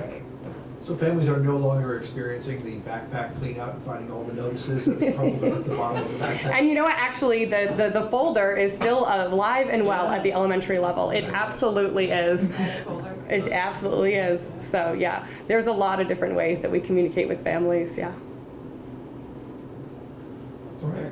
Thank you very much for the Yes, insight. yes, of course. We may follow up. I made Aaron follow up with some questions just sort of a little bit more about direct communication back and forth with Parents Square. Yep. Yes, and we were the first district in Vermont to take on Parent Square. They are now the leader in mass communication in the country. They are taking over, and I personally have about 3 more calls with their districts in the next 2 weeks who want to talk about our district's use. So I do think that should be something to take into consideration. I think there's going to be a lot of districts who are shifting that way just because of all of the things they provide. Thank you so much. Thank you. I appreciate it. When is the best time to send parents? I really want to know. Like, what do you think? I You can subscribe to the analytics newsletter. I interned with Megan. I know. So honestly, actually, like Sunday I was afternoon. gonna say Sunday. Afternoon is really popular because people are really preparing for the week. So a lot of our principals do that work on Friday and schedule send. Yeah. Schedule send is Sunday. fantastic. Sunday is good. And I'm like, wow, I frequently miss school communication. When should I start paying attention? Absolutely. Thank you so much. Thank you. Yes. I looked at that sort of related to Tom. Wow. Somebody's making some money, huh? It does so much, like she said, like permission slips. But I'd say, I would hate to say we're gonna limit it to high school, having a middle school teacher. I'm looking at some of this, like, yeah, middle schoolers do this too, not just high school. Everybody, welcome back to House Education, Thursday, May 1st, 2025. This next segment, we're following up on some discussion we had previously about the independent school approval process and oversight process. And when I say independent schools, we're really talking about both general education and therapeutic schools. Okay. And so we've got some folks from the Agency of Education to kind of walk us through a bit of that process, talk to us about a backlog in the approval process that is still being worked through and where that stands and what's being done to address it, and sort of a little bit about the oversight of some of the schools that have been in the press recently. Anyway, lucky to have 3 folks here, but I think Lori Dolezal is going to be handling the chunk of the testimony today. So I'm going to turn it right over to you. Thanks for being with us this morning. Thank you for having me. Yes, Secretary Saunders unfortunately couldn't make it, but hopefully I can help you understand a little better the independent school process. I'm Laura Dolezal. I am the Director of School Improvement and currently serving as the Interim Director of Education Quality, which oversees the independent schools part of the process. And today I'm just going to provide you some testimony on the overview of the independent school process, the approval process, which is identical to the renewal process. Our team has provided you with a more comprehensive document detailing the processes and protocols and some of the related materials to this approval process. And today I'm going to walk you through it a bit and provide you with some of the contents of that document and highlight some of the specific priority work in which we're engaged. I encourage you to examine the documents further and reach out to our team if you have additional questions or if you would like additional information, because this is a cross-division effort at the agency, so there are multiple teams involved in the process, so we'd be happy to provide you with more detailed information as you see fit. So the approval and renewal of independent schools is governed by the laws outlined in 16 VSA 166 and the State Board Rule 2200.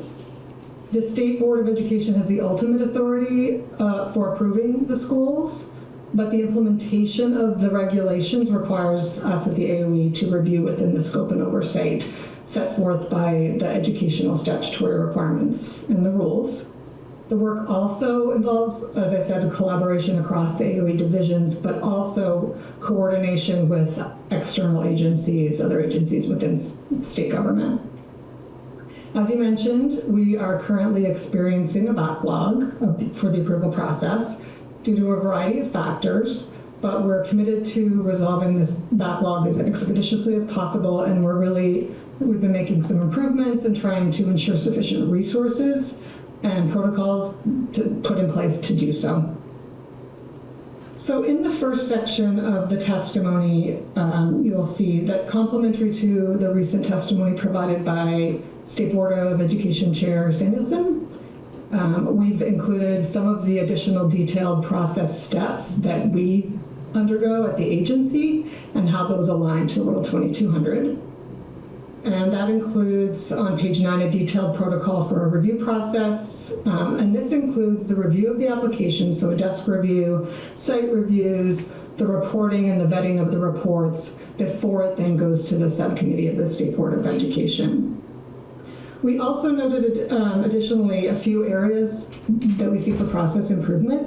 So I've been in this position for a short period of time, but in my tenure at the agency for the last 12 years, a big part of my role has been continuous improvement and continuous improvement efforts. So I'm very committed to looking at the standard operating procedures and protocols we have in place and making any process improvements that are necessary to ensure the efficiency of these processes, and working also collaboratively with the state board as we kind of have dual roles in this process.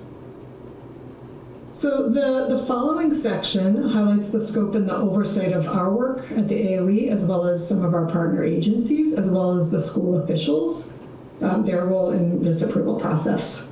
And in section 224.1.2 of Rule 2200, it indicates that site visits shall be coordinated with other agencies of state government that inspect such facilities. So the implementation of this rule means that we at the agency have a certain scope and oversight for the educational authority part of the portion of the rules, and then other agencies, they need to conduct their own examinations as well, and we incorporate some of those materials and findings within our report. And we would really encourage you, if you're interested in finding out the details of those partner agency protocols and processes, to invite them in also for testimony on their protocols, as we don't want to misspeak or assume what those processes might entail. I'm going to interrupt for a second. An example of what you're talking about, I assume, would be a residential school where Exactly. sort of dual oversight. AOE is not in charge of the residential portion of that. That falls under DCF. Correct. Yes. And in the testimony, I've provided a litany of the agency materials that we might receive from, for example, DCF licensure, or fire regulations, things like that, that you can kind of see what we kind of use in our portion of the report, but I'm sure they have many other detailed processes and protocols as we've included here today about ours that you might want to get some further clarification on.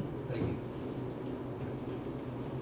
So addressing the renewal backlog. So as I mentioned, there's been a backlog for a variety of factors, including a pause in 2020 through 2021 for the COVID response and recovery.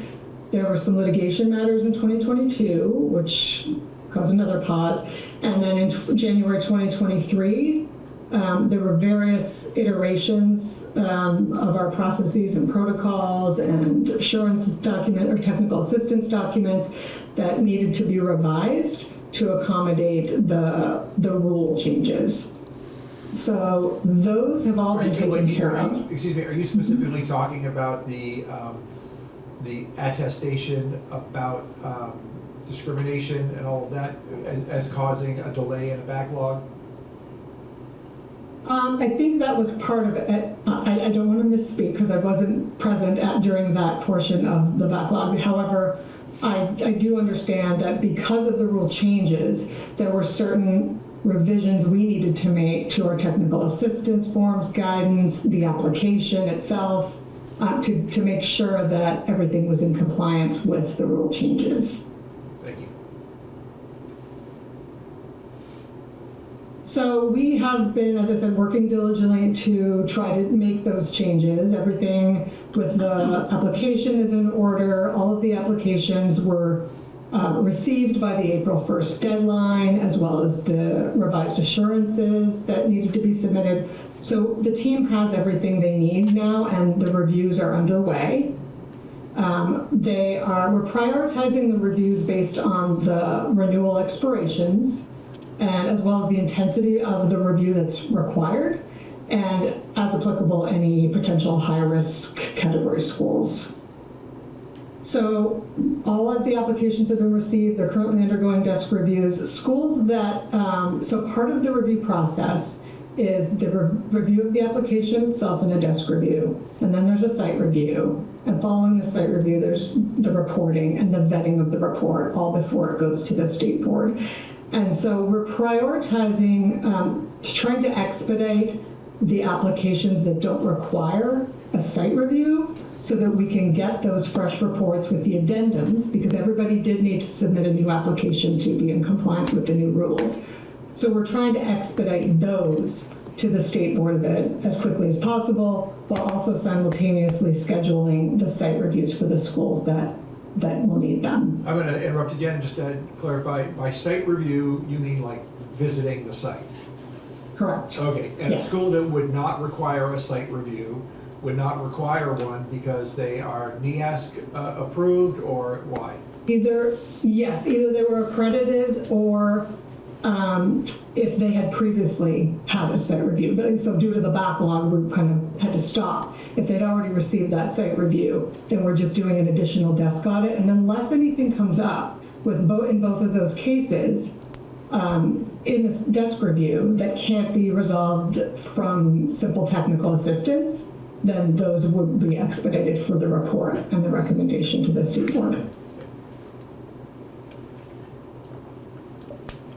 So I do want to note too that to ensure the integrity of this entire process, so we've included a schedule, a tentative schedule in the testimony as well, that hopefully lays out those categories that we've spoke about, the prioritization of the reviews that need to happen.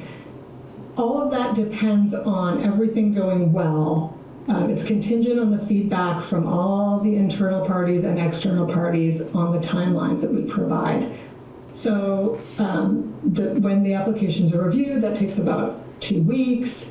And then there needs to be some internal vetting across, for example, a special education. If the special education team is involved, they need to submit their portion of the report. And then there's some internal vetting of the actual report itself. Then it goes to the school, and they have 30 days to complete their portion of the report. So the timeline is quite generous. And then the state board, of course, has their timeline for reviewing in the subcommittee. So all of that is, yeah, go ahead. How long, what is the backlog? How would you describe it? Is it everybody's 2 years behind, or is there a way you can quantify it? I think it varies depending on what their expiration dates were. That's a great question. I could probably outline further for you in a follow-up. but it does vary. Some of them we can expedite quite quickly. Others need more intensive review because they're older.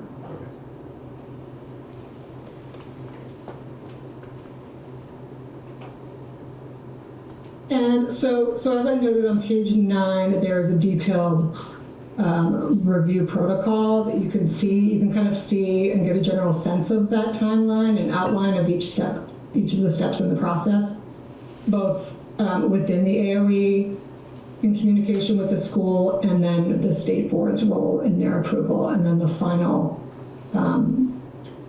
steps in that process. There's also a site review checklist, so you can see what actually happens, what is looked at on those site reviews as it aligns to the rules.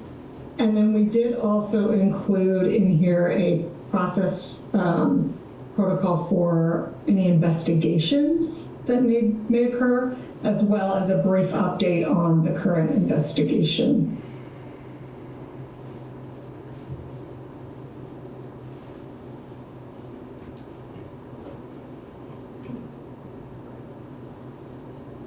And with that, I'll just open it up to any questions you might have. And as I said, as you further examine this document, you might have other questions or additional information that you would like us to provide, and I'd be happy to return to the teams and provide that to you. I won't ask you about current investigations, because I assume that they're investigations and therefore you can't talk about them. But in the sort of approval process for, let's call them general education approved independent schools, Act 173 requires that to be an approved independent school qualified for public tuition, each school needs to be able to accommodate special education. Could you talk a little bit about what those requirements are? Because we have heard everything from got to have a special educator on staff to somebody, doesn't matter who, has to just watch a few modules. Yes, I'm going to ask about, we have Chris Kane joining us as well. That's his area of expertise, and his team, that's their role in the process, so I would love to invite him to speak about that. Thank you. Welcome, Chris. Hey, thanks, Lori. Hi, Chris Kane, Assistant State Director for Special Education, and as Lori said, I've supported independent schools through sort of the special education approval process over the years.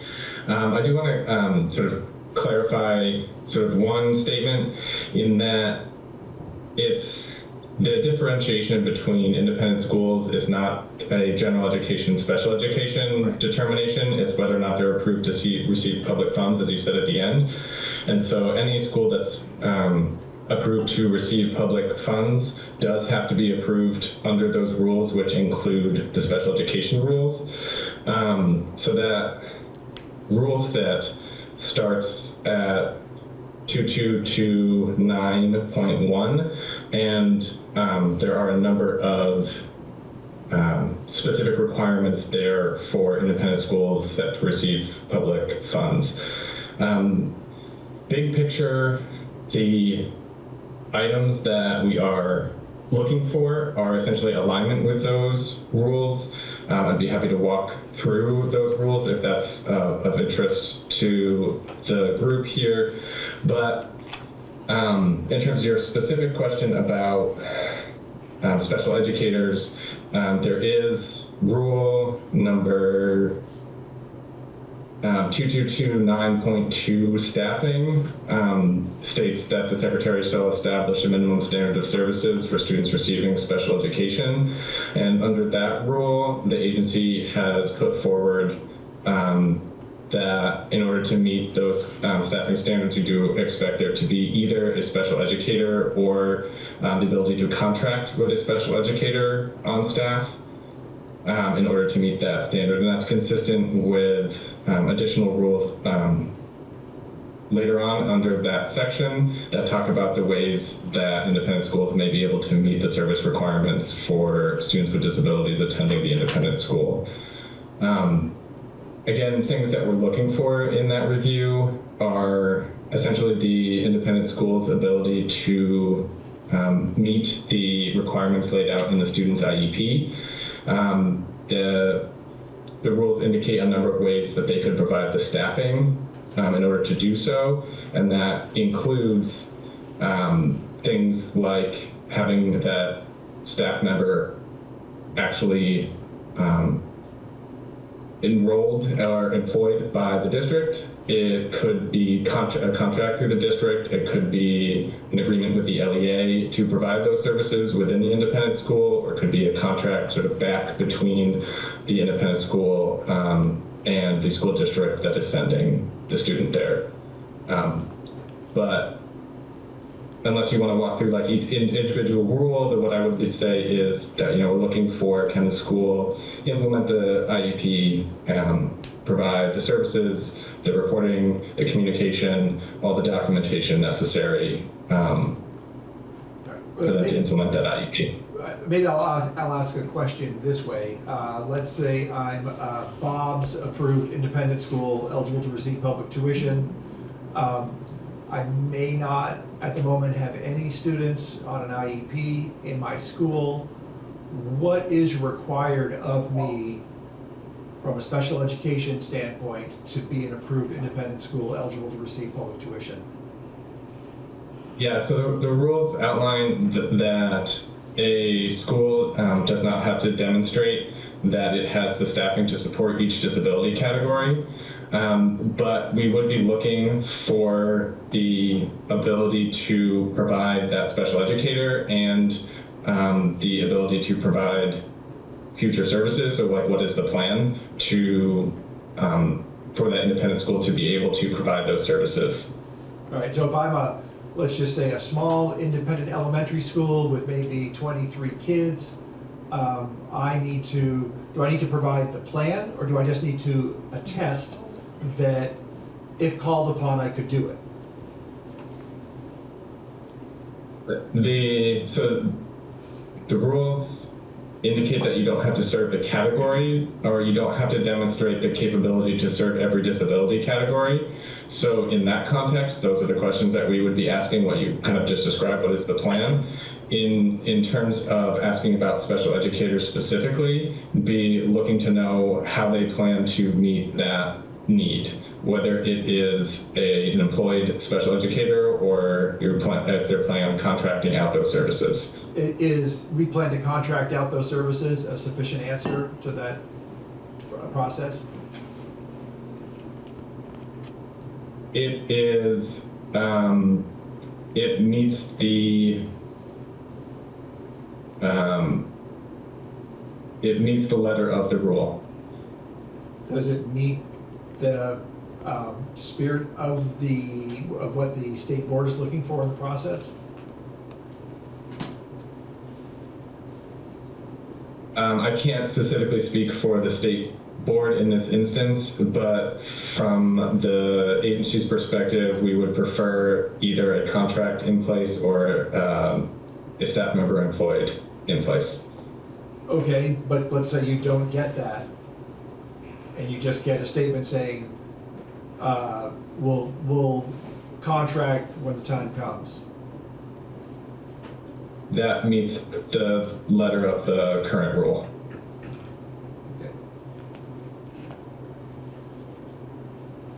Okay, but that's not what you would prefer to see. That would not be best practice. Okay. So then you forward your, would you call it a recommendation to the state board, and then it is up to them to say whether it's sufficient or not? Or whether it meets what they believe the law says? I will defer to Laura to answer that question, but so any special ed membership on the approval team will document what they have found.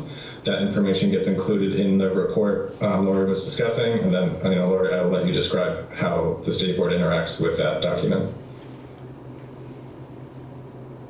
To my knowledge, the state board has their own, the subcommittee has their own process for reviewing our recommendations, and they have the ultimate authority to approve, However, this is one of the areas in which we're looking at potential improvements, i.e. coordination across our agencies, but also coordinating with the state board, because in various interactions we've had in my time in this role, I see there are several areas that we could improve upon. As Chris said, is this the spirit and intention of the law as we would see it? And if not, perhaps we could coordinate with them to make it more robust, and therefore our recommendation might be different in that case. But we would need to discuss that with them, and if it requires a change to the rule to do so, that would be up to them. Okay. There was talk, and maybe you can help me understand how maybe this developed, where it seemed like going through a module online program by any employee of an approved independent school eligible to receive public tuition was sufficient to meet for a recommendation from the AOE? I can speak to that, Lori. So in the context of, so there's a, sorry, I'm just gonna quickly get the rule number right.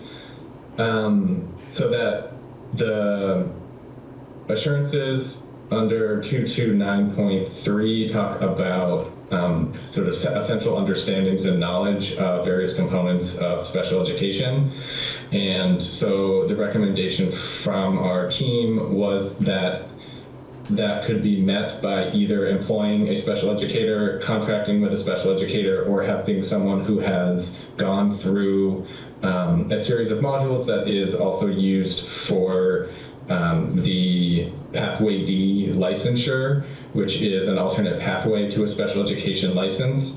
And so it does not absolve, would not have absolved an independent school of the responsibility to meet the service requirements, which may require a special educator, but it was a way to try and provide an option for an independent school to demonstrate that they had sort of knowledge and expertise in basic areas of special education.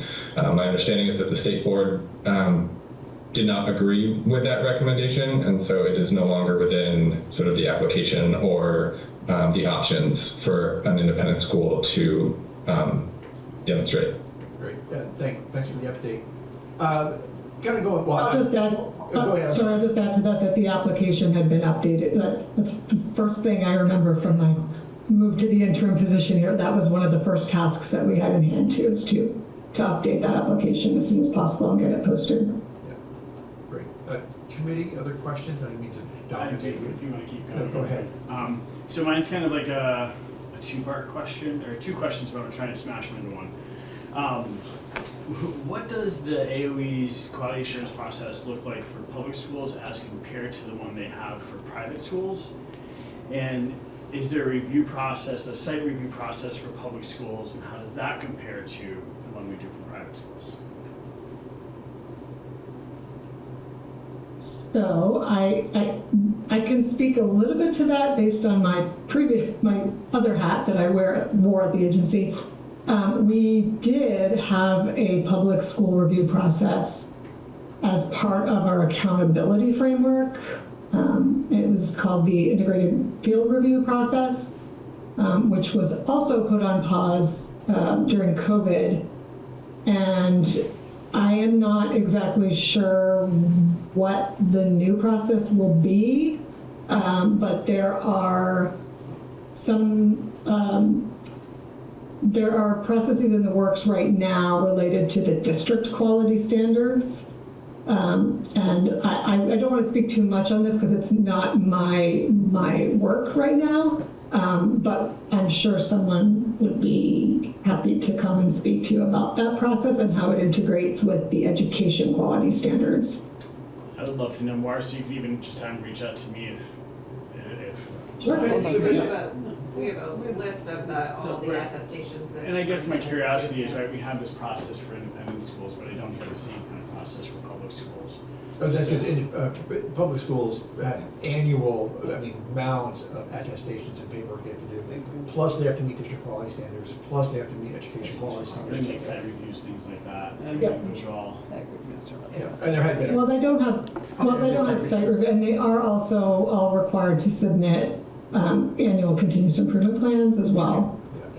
None of which is But as far as required. the site reviews, that component of the quality standards went on pause, and just not sure exactly what that's going to look like. I don't want us to misspeak on that entire process. I'd love to, if you can give me information on who I should contact to Yep. talk further. Definitely can do that for you. Thank you.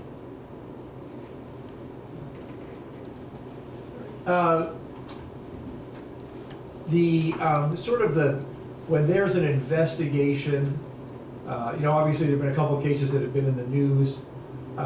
You provided some, I think, valuable sort of background here as to what the responsibility of a school is and what the responsibility of oversight with the AOE is with an independent school in terms of hiring practices and all of that. But what's the process? Who does the investigation, and then what happens with an investigation once it's complete? So when the process for the investigation, once a complaint is submitted, the secretary does kind of an initial investigation first, and to see if a more formal investigation is warranted. And then there's a committee or an investigation team assigned to undergo fact-finding with the school officials and whatnot. And that team is then presents a report to the secretary, and that is vetted through a legal counsel who I think just needed to leave, and she would speak much better on this. But I just want to make sure I'm getting all my T's crossed and I's dotted.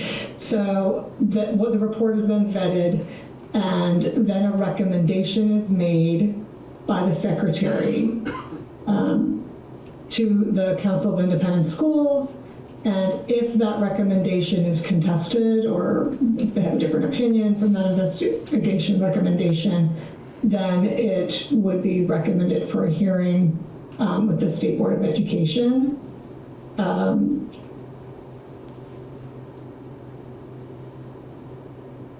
During the process, so can you repeat the other part of your question, or what I've not covered? No, it was, so the sort of, everything gets forwarded to the state board for sort of final action.